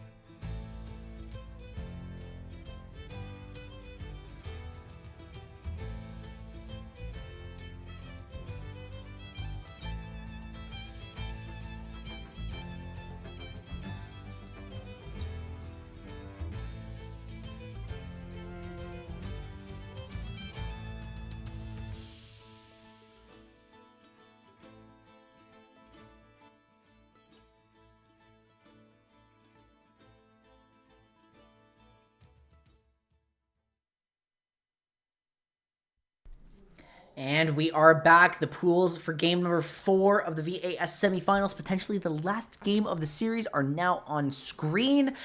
And we have a couple of big red flags on the side of Akuma. Some very dangerous picks showing that Caitlyn is back as an option. The Pike is on the table, which is, so far in this tournament, a very, very performant champion, right? Just able to push the tempo and clean up kills so easily. We have a Malphite. Oh my gosh, I was even looking for like extra frontline options here to supplement everything. There's a Malphite in play. Oh jeez. And then in terms of wave clear, right, the Twisted Fate is available again. Like they've got 2 of their like winning pieces randomly generated back into their pool, as well as some like serious menaces on ARAM. So that is a powerhouse pool, right? Now on the side of Challenger ARAMers, though, we do have some excellent poke options, right? There's a Vel'Koz, there's a Xerath, there's a Jace in play.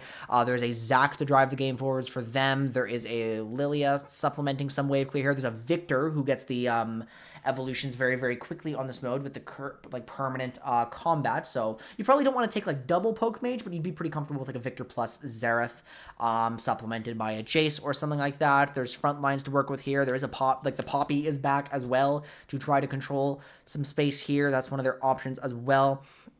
Yeah, so I mean, just at a glance without diving deeply, because unfortunately this late into the series on a solo cast, we really don't have that much time to dive into everything like tremendously. Just visual eye test says Akuma is terrifying this game. And the Champion Select test also says they're terrifying, yet they've locked Neeko, Caitlyn, Malphite, Pike, and Galio. They don't value the Twisted Fate nearly as highly now that something like Neeko is on the table, now that they're just trying to full smork and use the wave clear that Caitlyn has supplemented by Neeko. Like, that comp is disgusting. That comp is so terrifying. And the way that Challenger ARAMers are trying to deal with it is using, honestly, very, very little poke, but also not as much disengage as you would hope. Now, they have picked good disengage, right? They've locked Zac and Nami. They've locked, in that pool, the 2 best disengage options you could hope for, outside of Poppy, but the Poppy didn't work out for them last game. And you really can't interrupt anything but what Pike is doing, right? So the final composition they're running is the Jace, Zac, Hecarim, Cassiopeia, and Nami. Cassio is clearly intended to be enabled to stand her ground. I'm really curious to see where that goes. Yeah, but it's just, in such a young format, it's hard to argue against the classics, right? So I fear that Pike is going to do Pike things, right? That is my concern. We'll see if that's true. Just a quick update from the other side of the bracket for all of you. Where are my words? Bobo Destroyers have completely dismantled Dirty Mike and the boys. It was a quick 3-0. They, as your Group B first seed, will be advancing to the grand finals. And so we're going to see whether Challenger ARAMers are going to be able to set up their revenge arc, or whether it is the much anticipated first seed versus first seed, a matchup we obviously haven't seen, at any point during the regular season. So yeah, I want to know what's going on. Like I what's going on? I'm lost for words at this point.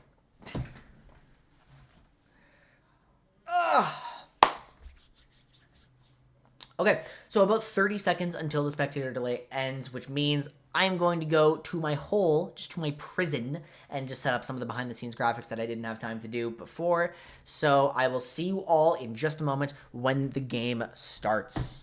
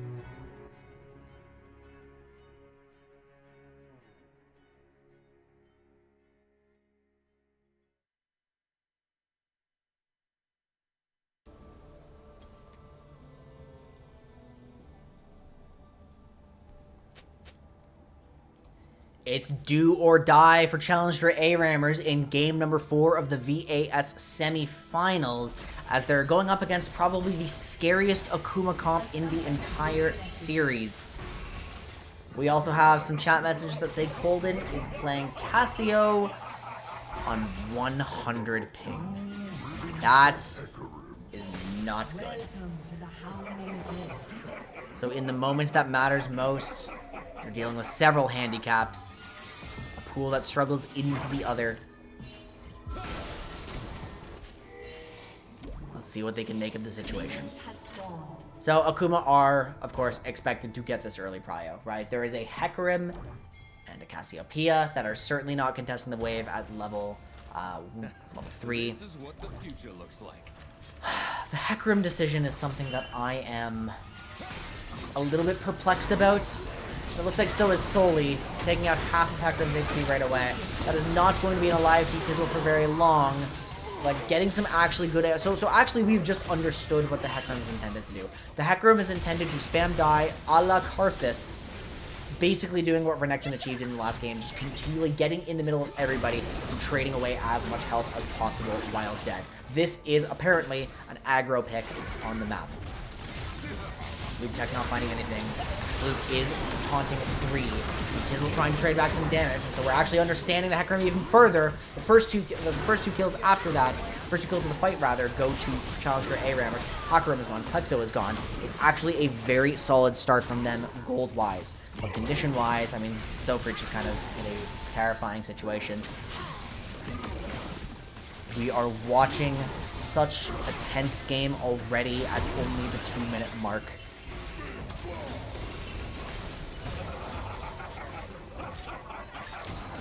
Watch for the traps, right? Soli's finding something. I mean, that's it. It's just, it takes a moment, and Pike's got you on this map.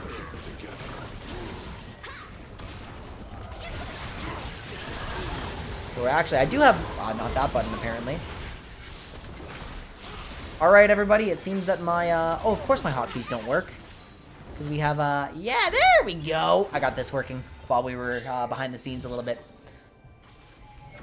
So now we can actually zoom out and like look at more and all that. Yeah. Perfect. So, but we don't need our team fight view to see that Akuma is really coming off worse from where off of T-Tizzle's engaged. Yeah, we get the Hecarim now. All has been revealed. Challenger ARAMers are just trying to play a very fast game that doesn't give Akuma the opportunity to sit there and get their Malphite and Pike level 6s for free. They're trying to play for some structure damage here. They're trying to trade some gold. A shutdown does go over to Klexo. Fluke flashes forwards. It's a 2-man taunt, not 3. Kitten Claws seems to be the primary target. Ludek spending the ultimate as disengage, only for Nami to die anyway, which is going to be dangerous because they do not have ult advantages in this next fight. So how is Cram going to progress? Most likely off of Hecarim ulti as soon as that's unlocked. It's coming soon. Cassiopeia, highest farm priority target on Cram. Caitlyn, of course, highest on... Ah, big! Plexo finds the beautiful engage! It's so simple for them to play the game with the hero's entrance on top of the Pop Blossom. There's a free hitting Hecarim, a shutdown for the Caitlyn, a double kill for the Caitlyn. There is no conceivable peel for that. It just doesn't exist. It's like at best a tidal wave, and even then, I don't think Plexo cares if Nico is dead. Now T-Tizzle is trying to actually do something here, but just like the Renekton that came before the Hecarim, it's not at best a 1-for-1. The healing from W comes in clutch. Fluke is trying to like taunt up Cassiopeia, trying to trade damage there. Hecarim is like scared to death. Okay, the Challenger ARAMers are punishing the windows where Akuma do not have ultimates. This is how they have to move the game forward. This is how they have to get some structure damage. This is how they have to play their waves, right? When Akuma is weak, and they will have cooldowns. Take everything. Keep the game going. Soli's not finding that kill, so Colton's still going to be relevant in terms of the wave for a little bit here, which is super, super necessary for Challenger ARAMers. They're finding a small catch onto Klexo, who goes into stealth and loses half HP for virtually no cost. He's a little paranoid that the Pot Blossom can come through, attacks the clone. Zac engage is not real. The wave is going to neutral. Here comes Pike. Death from below available again. Pop Blossom is back up. Ace in the hole. Spent off kill back here. The Death from below does not find anybody. It whiffs. So a little bit of breathing room from challenge for ARAMers, but the Zac ult engage is retaliated against with a Mark Pop Blossom. It is a 1-for-2 in favor of Akuma right now. X-Luke is trying to find more, but Colton is kiting it out very well. Doubtful doesn't have any damage right here, but Hakaram does, attacking Loop Tech. It looks like the end result is 3 people standing on both sides.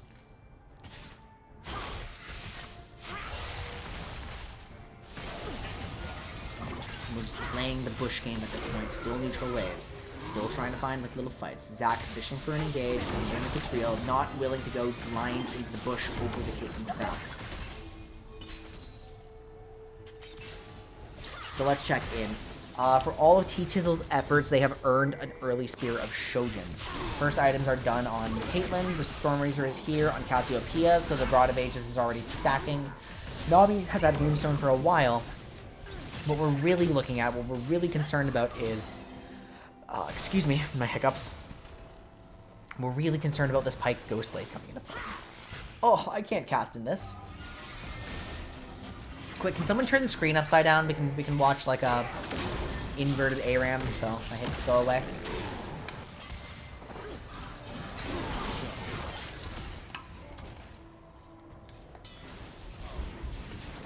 So another tense moment, but Akuma absolutely have the pressure here. Every ultimate's online again. It takes 1 moment for Malphite to find anything. It is a markless Malphite, right? Relying entirely on the unstoppable force, not trying to overextend the range.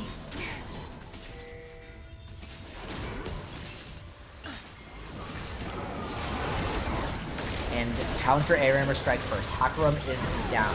The ultimates are not coming through just yet, actually. Pop Blossom is late, only hits 2, only the utility. Colton doesn't take any damage.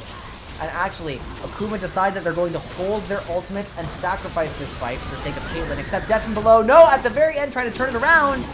So it's actually catastrophe for Akuma, who now lose the fight and their ultimates and their turrets, trying to get more than 1 kill back, trying to punish challenge for ARAMers for their overextension, ultimately punish themselves. I thought the decision was actually quite smart from them, understanding that without Hakaram, there really is no fight. But Hakaram is actually looking liable to die again to T-Tizzle. And this is why we only question rather than judge. The Hakaram is coming in humongously clutch for Challenger ARAMers. Trading for Hakaram is next to useless. The ultimate's still down. 1 health relic available. Holden seemingly denied the near relic. Blue side near relic. Because that's what we call this, right? There's the near relic, there's the far relic. Ooh, the engage stifled by the Bone Skewer, actually. Loop Tech bouncing in a really, really awkward position with no real follow-up on that mark. T-Tizzle's trying to do something here, but without the support of their team, there's only so much damage that can be dealt, but it is a lot onto Soli, who will regenerate only up to half HP. Loop Tech slays Hakaram, so much damage. The Tidal Wave is breaking up the fight so much. Plexo finds no damage on the Pop Blossom. Akuma are falling apart. The mistake they made in the previous fight is coming back to haunt them, as there's just not enough ultimates to work with, not enough time for Hakaram to hit anything on that HP. At best, there is a death from below in the back end here, like maybe onto Colden if anything develops a little bit, probably onto T-Tizzle. Yes, onto T-Tizzle. The hero's entrance is getting a few more, slowly trying to deal some damage to Loop Tech so that another execute can come through, is going to start printing some money. Colden is liable to die again. The death from below whiffs. There is no reset, but there almost is a mark. Akuma find a pretty good fight. Are almost certainly going to be able to pressure into the tier 1 turrets. As long as T-Tizzle with ultimate available has nothing to say about it. And sure enough, they do get some value.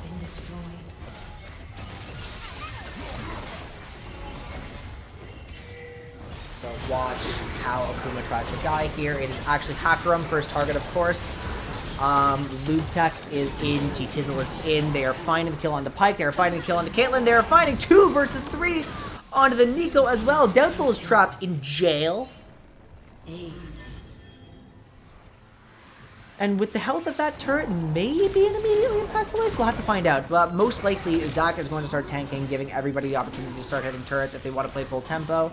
But no, they're actually afraid to spend that HP in this situation. They are waiting patiently for their turrets, meaning this, or for their minions rather, meaning this turret will be contested. The turret will go down. They're actually playing for a second full HP fight, but it's one in which ultimates are available for Akuma. Pop Blossom lands huge for them. The Death from Below doesn't find an execute, so actually Hakram, as like basically sole damage left in this situation, is trying to hit just Zac. Now being dove by everybody, Caitlyn is just under too much threat. And the problem with Akuma's composition is actually becoming clear, despite the fact that we thought Nico would be contributing a little more. She's actually 2 pure wombo champion as well. So basically, there's 4 combo, 1 cleanup, and it's a cleanup that's constantly under dive threat. So we looked at this composition in too much of a vacuum, right? Akuma clearly have some stuff they can do. They have some valuable tools, as can be demonstrated by the dead champions on your screen as Challenger ARAMers take their necessary deaths with a wave pushed into turret. But there's just no DPS to speak of. It's all burst. Caitlyn's just not online enough to pierce through this Zac armor and not out-damaging the Hecarim by any means.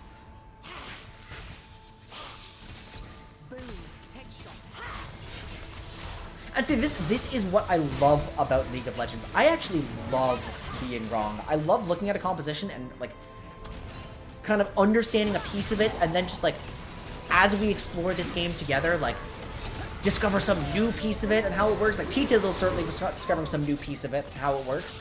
Discovering the hero's entrance piece of it. That is what it's called, right? I've been like, yeah.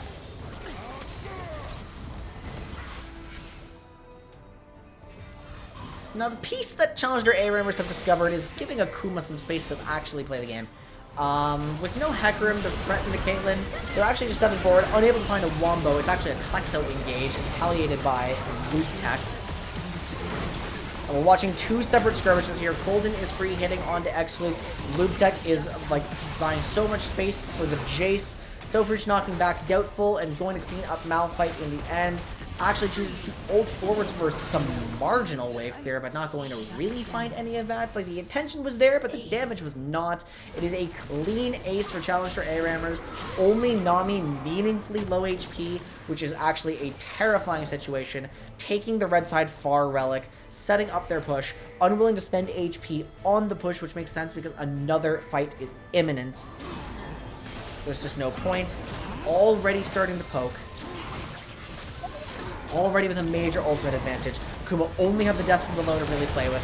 Hakram is targeted right away, or Plexo rather. It goes into stasis. Hakram is safely in base. The Pike is gone. T-Tizzle is traded back. Plexo is down as well, though. Continual trades over and over, but Zac should be able to tank the turret for as long as necessary. Hakram is the only hope left for Akuma. Doubtful with no ultimate can only create so much space. But Colden gets the flash stun forward. Petrifying Gaze lands true. This is a Game 5 series, ladies and gentlemen. As Challenger ARAMers in the face of Doubtful are trying to close out, unless Death from below. It lands onto 1. Colden, not low enough. It lands onto 2. Pike may have just saved the game. We didn't check the death timers!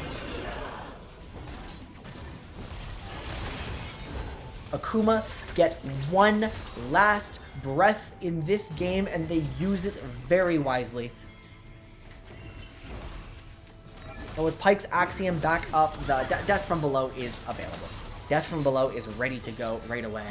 So is Unstoppable Force, so is Pop Blossom, so is Hero's Entrance, and they have push. Of course, they still have to get through the super minions, but there is no turret here. They're choosing to ignore some of them. They don't need a wave. They're just hitting the inhibitor. They are very threatening here. Challenger ARAMers may have failed to end, and it might have consequences.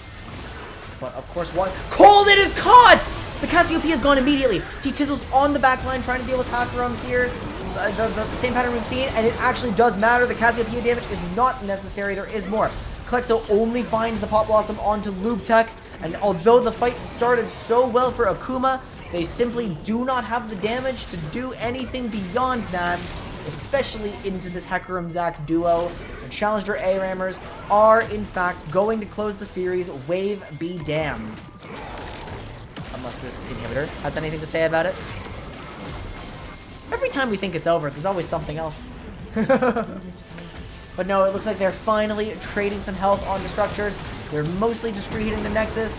No major ultimates left. I don't think Akuma can withstand this one. It's over. We're going to game number 5 for the first time in the entire split. That's awesome. So we have a huge series on our hands. And I am so glad we're watching this close match. So Akuma, given so many options in the Wombo. No big cleanup. The Hecarim, that's not the button. I forgot I'm not in studio mode. Whatever, we need to be on the screen anyway. You know? We may as well. Alright. You know the narrative. Game 5, Silver Scrapes, which I can't play. It's copyrighted. And I don't really want any part of our VOD to get muted, so. We will be with you again shortly. Is Challenger ARAMers going to make the upset victory? Still one of the strongest teams in Group B, trying to get revenge on Bobo Destroyers, or is Akuma going to keep Group A alive? At this point, it could go either way. So stay tuned.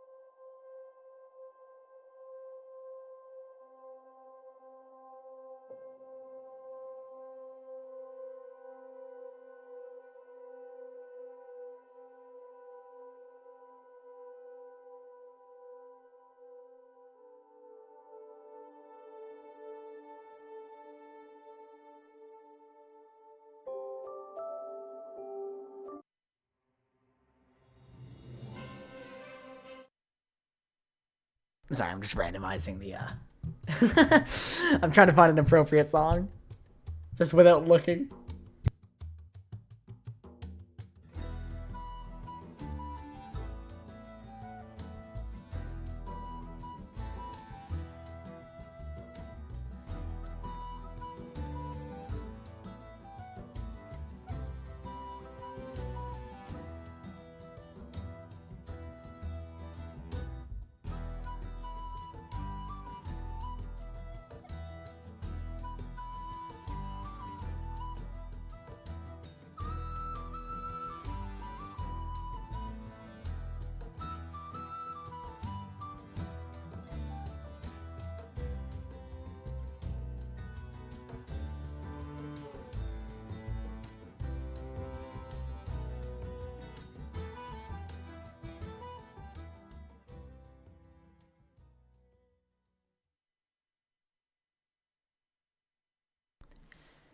And it all comes down to this, the final game of the VAS semifinals. Akuma Katanas and Challenger ARAMers are tied 2-2 in game number 5. And the pools they've got to work with, I mean, honestly, I didn't pay too much attention as I was dealing with some little extra issues. Thank you for informing us that our Discord link is expired. I will do everything I can to replace that as soon as possible. In the meantime, there will be a link posted in Twitch chat by the end of this stream as soon as I get a moment to breathe. Funnily enough, Master Yi has now been generated by some force of JavaScript math.random. He's been generated 3 times, and I assume nobody's going to pick him when there are other options available. Akuma Katanas have some decent poke options, some decent 1 or 2 decent frontline options in Amumu and Kench. Although they could use Thresh. There's a Galio there, there's a Thresh there. They've got more than I was giving them credit for, right? They've got some good backline DPS, some very balanced compositions that don't necessarily have to go full into the aggro direction, but that can splash one of their aggro champions in using Briar or, I mean, honestly, Kled or Yi, right? To fit the role of that, pseudo-initiator, get on the backline, cause chaos for the rest of the team, 1-4 style team fight.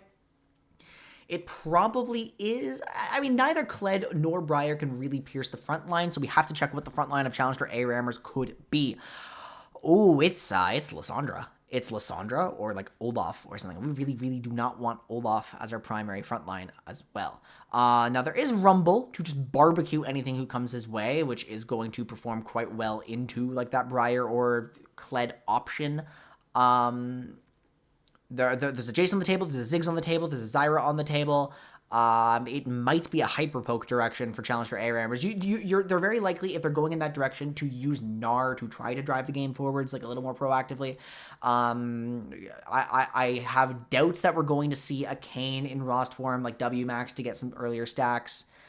Jax is probably the most consistent option they have for aggressing forwards, but not a perfect match stylistically, especially with the option of Thresh and Kench and... Ooh. Okay, so it is Challenger ARAMers' job, most likely, to be super spacey, super annoying, or alternatively, they could just say, bollocks to that, I'm going Lysandra plus, Ziggs plus Gnar, just get in there immediately, at which point we don't care that you have Peel. You have to face us directly, which, honestly, respect. So... yeah, I'm, again, with limited analysis time, and, I'm not sure exactly how to put these champions together on my end, so we're going to default to, again, just what the teams are doing, and we're going to analyze that, because, damage spread really doesn't matter that much for Akuma Katanas with the front line of options available for Challenger ARAMers, right? They could go, full magic if they really, really wanted to. Full magic, but, of course, they don't have to. There's no incentive for them to do that. Not with a pool that looks like this diverse, right?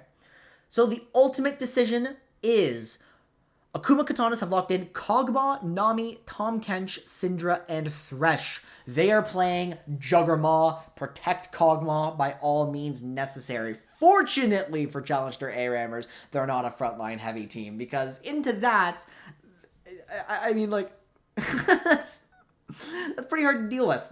Arguably, Aphelios would be better for the job in a composition against that pool. But of course, the Kog'Maw is very well protected and is going to have value. On the other side, Challenger ARAMers are running Jace, Kane, who did come through, Renekton, Lissandra, and Zyra. So it looks like, I mean, my guess is that this isn't Rost, this is Shadow Assassin Kane, WMAX, like for just poke, continually trading something, because all you need is one big chunk onto the Kog'Maw, and you're burning Kench Devour, which may be enough to make room for somebody else. Like, they've actually gone in the complete opposite direction that I would have expected with, like, some extra. Yeah, because honestly, it was too hasty of me to call for a Siege comp with only Zyra and Ziggs and Jace. And your only possible peel would be, like, Urgot, and it's not even guaranteed that the enemy's committing inwards, right? So, both teams, I mean, like, Akuma are actually looking for their most stable game of the night. They are looking for as little action as possible. And meanwhile, Challenger ARAMers are looking possibly for their dirtiest game of the night. I mean, they're looking to replicate the success of their Hecarim by just getting in and being gross, which is a good approach, right? It is a very good approach. Now, we're already loading into game, which means I am behind on my work, so I will see you guys in just one moment, hopefully no longer than 90 seconds. And then, don't go anywhere, because we're going to see how this series resolves.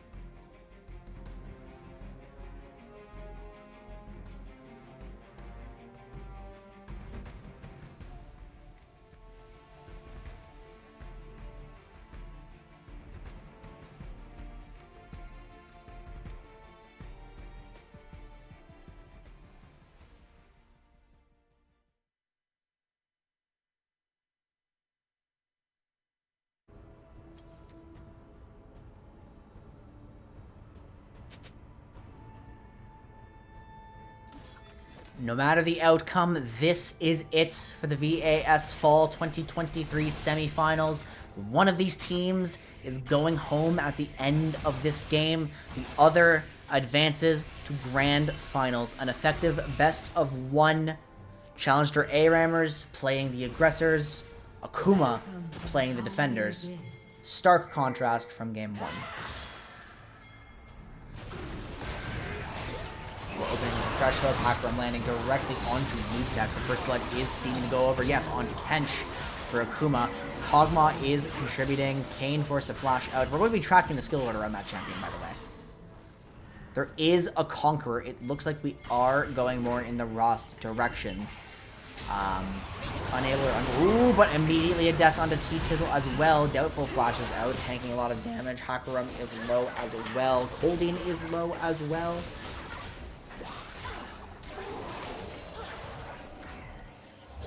So we're watching with bated breath We have a minor gold advantage onto Akuma, but we know how fleeting these early advantages can be on this map. T-Tizzle not quite finding the engage. The coordinated Mia pings. Akuma are really feeling confident in this one. You have to keep levity in situations like this, right? A team that's still able to joke with each other in a tense Game 5 scenario is definitely a team that has a small mental edge. Akuma is getting stunned under the health relic, surviving for a while with the barrier, just in time to get a hook onto Jace. Lissandra rooting 3 or 4, forcing multiple flashes out of Akuma's. Delta's trying to create some space away from Golden. A ton of orbs going into the Kayn. Just keep an eye out for the transform. Kayn is allowed to walk back to base to get a transformation without death. Checking in on the chat, we are saying, yeah, Challengers has so many amazing picks like available in the draft.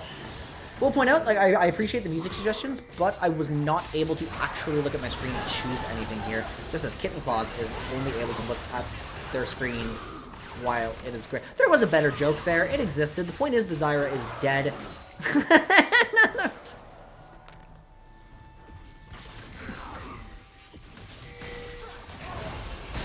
Now, the farm distribution on Akuma is odd. They are definitely prioritizing pushing over actually deliberate farm distribution. Because if they were a lot more deliberate, we would see 0 CS on the Thresh. Right? Hakuram is, unless the intention is to funnel Thresh one specific defensive item, and then Kog'Maw gets everything. Lubtech is flashing forwards, it's followed up by T-Tizzle onto 2. Soli is in the back. Flute is not free hitting. It's a Kog'Maw passive, which actually has abnormal value here. Doubtful manages to get 1 back here. It is an ace for Challenger ARAMers. Zyra claims a shutdown, but a desynced enough ace early enough into the game that there is no pressure onto the turret. Conditions of the surviving champions are good. Kitten Claws does not have to expose themselves to danger to actually keep playing out this next fight. Ultimates are coming online. Devour is here, Tidal Wave is here, Unleashed Power. Yeah, everybody has got everything. We're only missing the Dominus, so that mark is lower threat than usual. In just a moment, we will see something. Hakuram looking for a hook. No consequence to whiffing here. The farm is going Zyra's direction. It's pretty balanced, actually. It's very, very, very balanced. The only one not getting anything is Kayn. Speaking of, Kayn is investing into the Q, so it will be a little bit harder to find stacks unless we're just full fighting, expecting a faster paced game.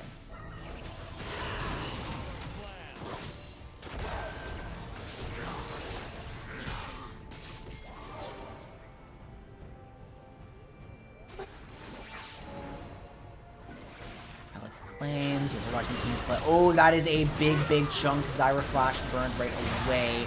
T-Tizzle is trying to do anything here. The Abyssal Dive is pressuring back. Lubtech into 4. The Dominus is ticking, dealing tremendous damage as Colton is in, claiming every orb in the known universe. Zyra's ultimate goes wide. The Kayn is not able to escape into the Syndra ultimate, but it may be worthwhile if that is the transform. Big chunk, but ultimately fight goes to Akuma Katanas. Big engage from Lissandra, actually, immediately turning it around with the respawning champions coming for reinforcements. Akuma are very low as a whole. T-Tizzle may have a second rotation momentarily. The Lantern does not get Kog'Maw to safety. Potentially wanted to die for items here. We'll take a look. We know Colden and Sofrich are going deeper onto the low health enemies of Akuma Katanas. Low health champions, rather. There is no transform on Kayn just yet, but sure enough, itemization ruins everything. Cries Frost, baby. And if this Tongue Lash lands, T-Tizzle is gone.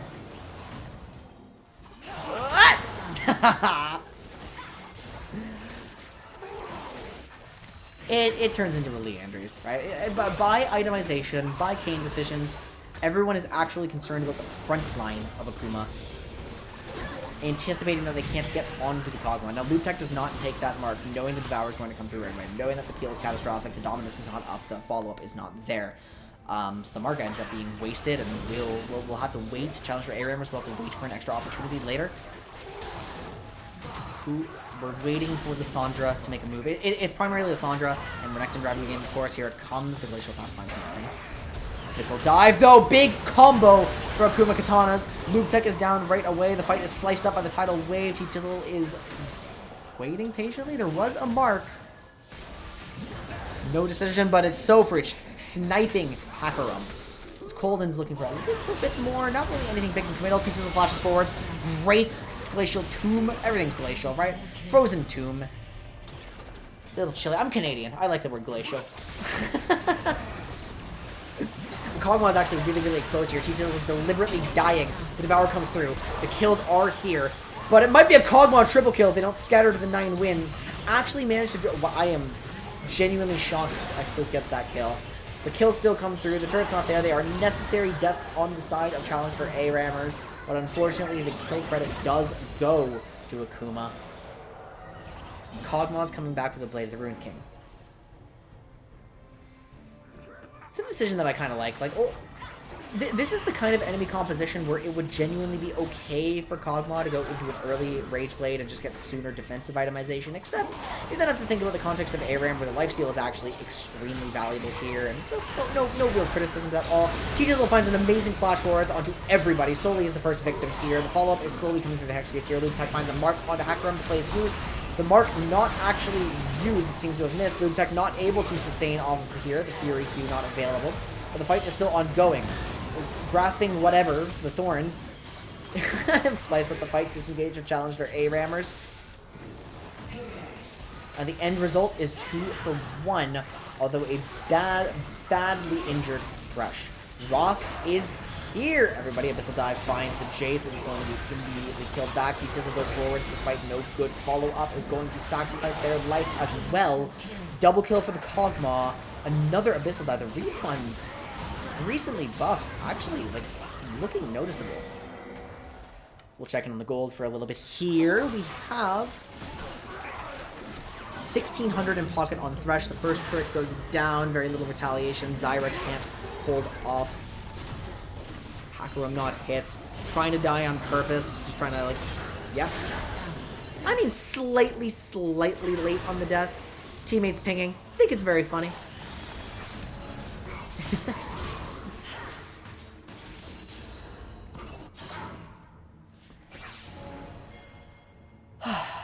Breathe. Both these teams need to breathe, so I can breathe.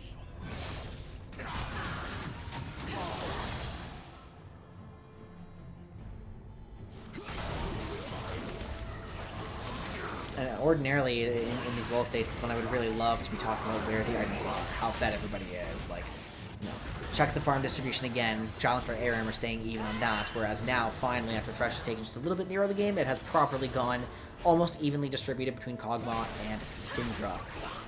Jace, again, conspicuously low on CS.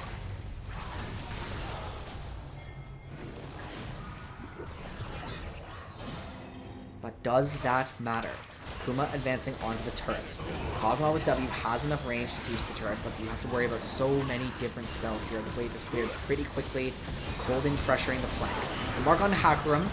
They're just targeting the Thresh right here, just burning some non-committal cooldowns, except Kench is trying to make them into committal cooldowns.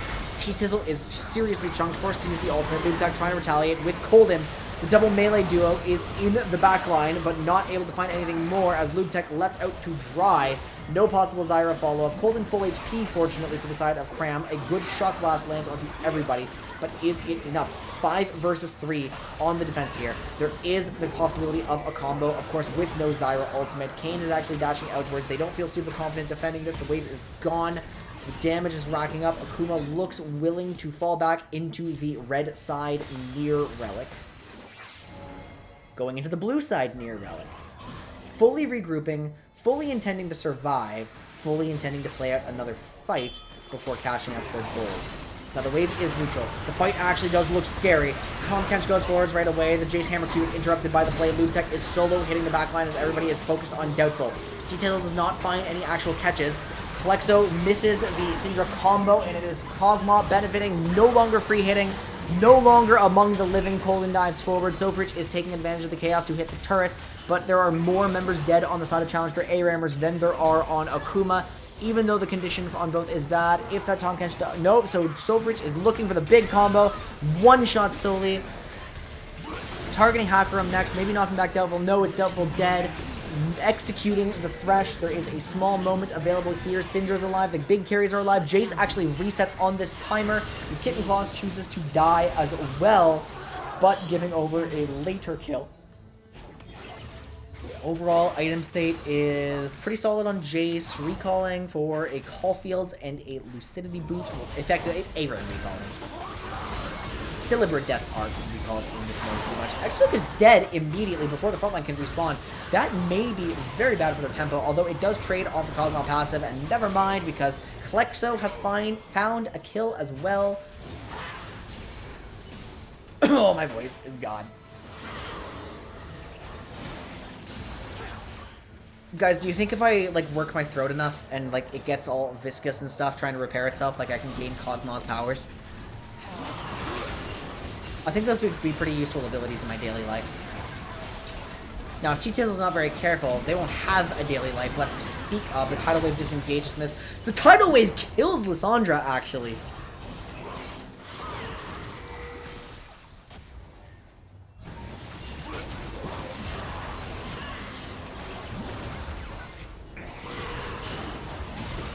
Hook lands onto Kitten Claws. The root is actually tremendous, but the follow-up is not real. Flashes over the hook.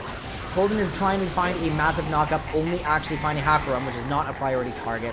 It is a dead Zyra, a dead Renekton, and a Kayn actually getting away without taking much significant damage. 5 strong for Akuma, pressuring the tier 2. Hoping to use Kog'Maw's range to get more, but T-Sizzle's finding a big engage, shutting down Klexo right away.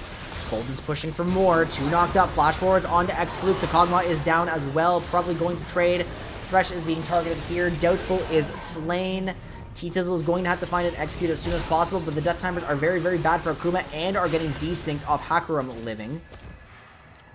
But Hackerum is denying any real executes here. You will have to give gold over if you want to die. T-Sizzle trying to do that.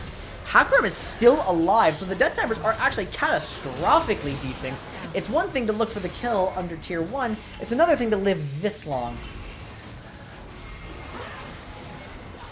So tier 1 is the prize for challenge for ARAMers. Syndra is the secondary prize, but Doubtful is looking for more. Colden traded before Syndra. Zyra is knocking up everybody.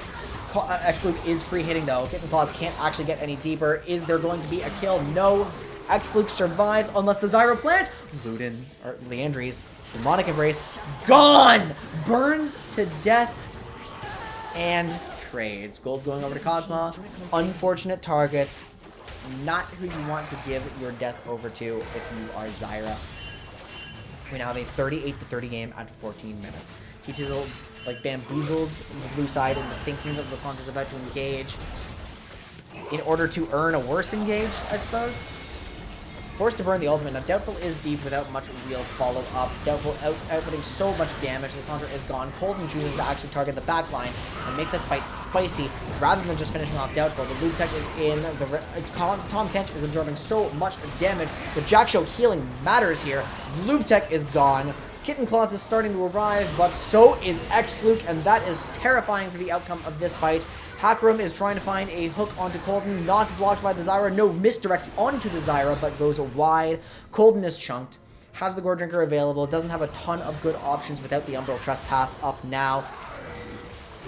Akuma are knocking on the door of the tier 2 turret. Massive damage coming out from the Jace. It is so much more dangerous for Akuma to push now. T-Sizzle trying to find the play. The mark lands. It's going deep. We are finding a root onto Soli and Hackerum in exchange for Lissandra's life. X-Fluke is free hitting onto everybody though, so the fight is not nearly as good as they were hoping. X-Fluke is still not the target of this engage. Loop Tech is buying a lot of time, is actually healing tremendously. X-Fluke is not dead, however, Colden barely does live off the health relic. And it is Soli who dies on the side of Akuma. Doubtful pushing forwards more, survives for a million billion years. X-Fluke is struggling to contribute here, steps up too far forwards without Doubtful gaining all the attention here. Tom Kench yoinks the kill into Jace, not getting through the plants here, not finding a tongue lash, and it will be Kitten Claws, the sole survivor of this fight. On very poor condition, Kog'Maw 3.5 items, Syndra absurdly turbo fed with full power. passive finished. I'll show you guys as well, because the bar is right here. As for Kane, yeah, Kane is too far into the leveling process for us to really know what he finished maxing, but...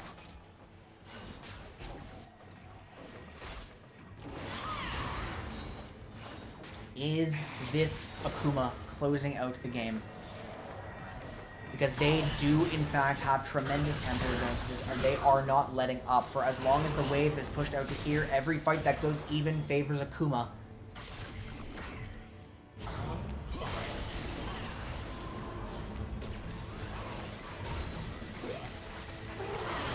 I think the biggest crime of all is that only 3 players have fed the Boros. T-Tizzle goes to the patented funny engage. Just chunking a little bit here, some good damage dealt, but this looks surely like the turret is about to fall. Challenger ARAMers are not finding any sort of engage, just using the... Now they are using the Zyra to ult to disengage from the Saunter forward. Golden is in deep, hitting 5 people, but where is the damage onto X-Fluke? It is not there. The Uncle trespasses on Pakarum for healing. Soli is not killed until the very end of the fight. And now Doubtful, the tankiest guy in the universe, is just under multiple turrets, or like one turret I suppose, killing Kitten Claws, sustaining a ton, finding a necessary death, but not before Jason's gone, not even dying, actually surviving that whole thing. There is no Execute to Fountain available in the face of T-Tizzle. 1 mark prevents this. 1 mark kills almost everybody. 2.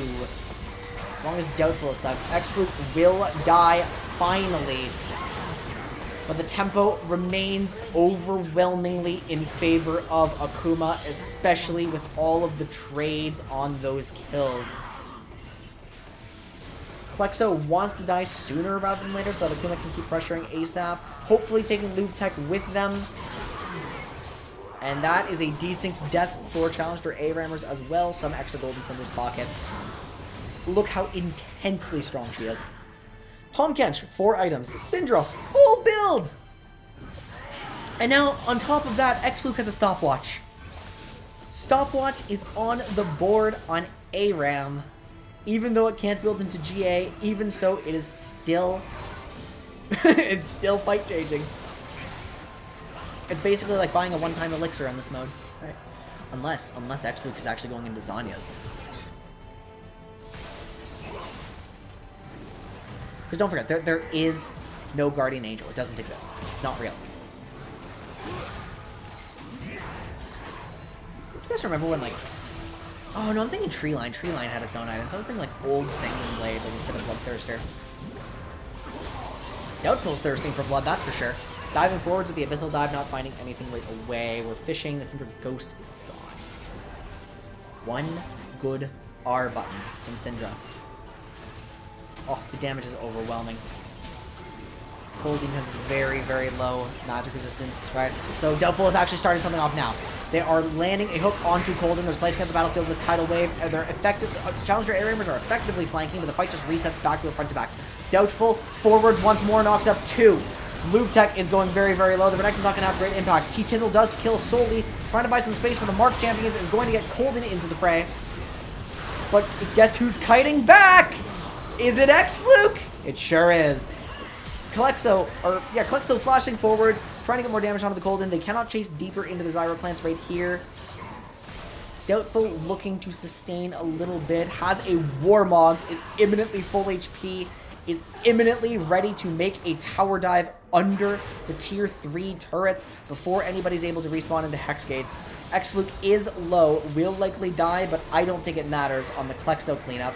This may be Akuma's final push. Doubtful begins to play, creates space for the turret to fall. Doubtful pulling Kane into the team, which may actually compromise Hakuram, but the direction is different than we expected.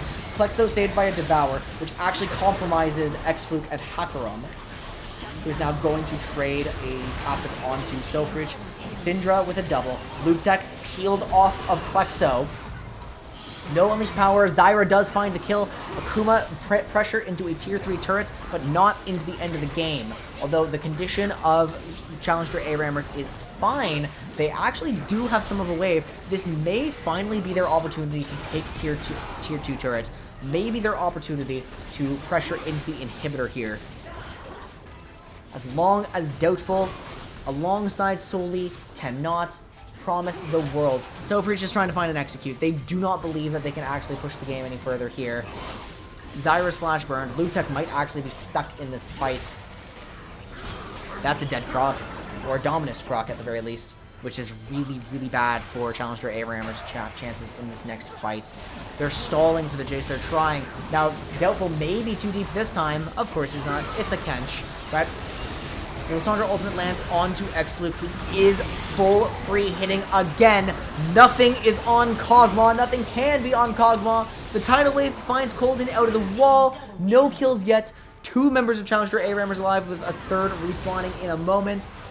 Akuma are chunked, but the champions who really, really matter aren't. Doubtful respawning. X-Fluke hitting again. Kog'Maw retaking the inhibitor. There is 1 turret left and only a Jace against the world. 5 champions, but Doubtful alone can 1v1 anybody on the map. Ladies and gentlemen, we are seeing first seed versus first seed in the grand finals. Akuma Katanas are your semifinals victors after the closest series of the entire split. And what an exhausting game that was. What an exciting game that was. Really, really could have gone either way. Ooh. I think I get a chance to... Whew.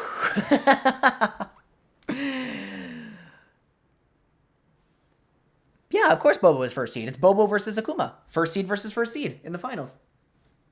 We know Bobo was the first seed. We fixed it. We fixed our sins.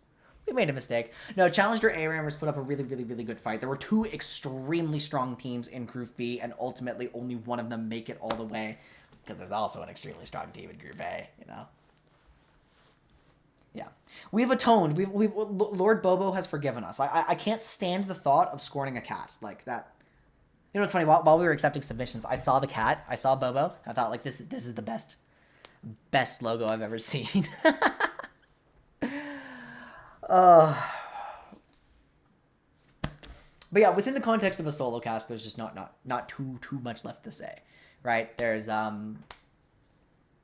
like what we can say is that the teams who like really, really earned it made it to the semifinals, right? So, you love to say like that. I am startled at like how powerful the Kench was in Perma 5v5. Right, the Warmogs coming online like made such a difference. Excellent, like it was almost insurmountably difficult for Challenger ARAMers to lock down the Kog'Maw, to actually lock down the Kog'Maw or the Syndra. Right, you take one out, the other comes through, and yeah, the Kog'Maw is definitely dealing more sustained damage than the Syndra.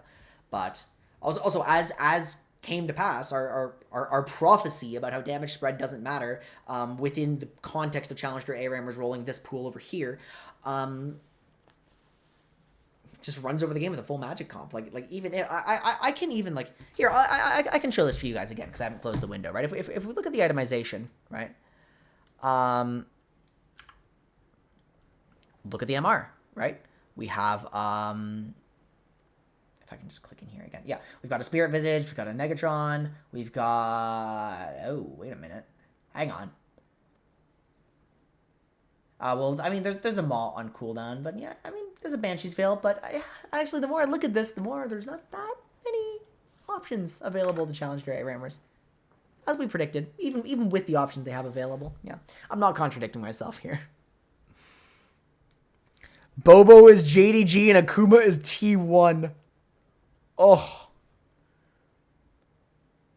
That's exciting. Yeah, we this is even better than Worlds. We have ARAM Worlds coming up. Wow. So let's just bring it back to my beautiful face. Everybody, frankly, I am so, like, my chest is really starting to, like, give me some issues here. So, just really not much more I can say. I really appreciate you guys coming here. Again, just the jump scare on our post-match screen. The graphic is wrong. We're going to see Bobo at 2. We messed it up. So, don't get jump scared, right? Oh, that was my sternum popping. Yeah, I gotta get out this cast. I wish I could, like, build the hype even further, but I'm sure, like, the gameplay speaks for itself. We've seen Bobo Destroyers, we've seen Akuma Katanas, and we are ready to see them facing each other in the grand finals. Before I go, I do want to congratulate Challenger ARAMers on a very good split. They were amazing contenders. They really gave Akuma a run for their money, and I'm really, really glad to have had them in the league. But now we look forwards to the grand finals this time next week. Ideally, not under the exact same circumstances, but I hope you guys are just as excited as I am for our two definitively best teams to finally meet each other for the very first time this season. So with that said, I am Quintic. I've been your caster and your producer. Thank you so much for watching us on Victorious. We'll have some announcements ideally for the next few splits, like soon-ish. There's a meeting scheduled, I think, for this weekend, so we can discuss and plan. So please look forward to that. We're going to be correcting some of our issues with some of the feedback given. Especially, you know, I can't get enough of these ARAM best of fives. You guys want these in the regular season, yeah? Yeah, I hope so. So we'll see you all later. We'll see you all next week. Have a wonderful rest of your night.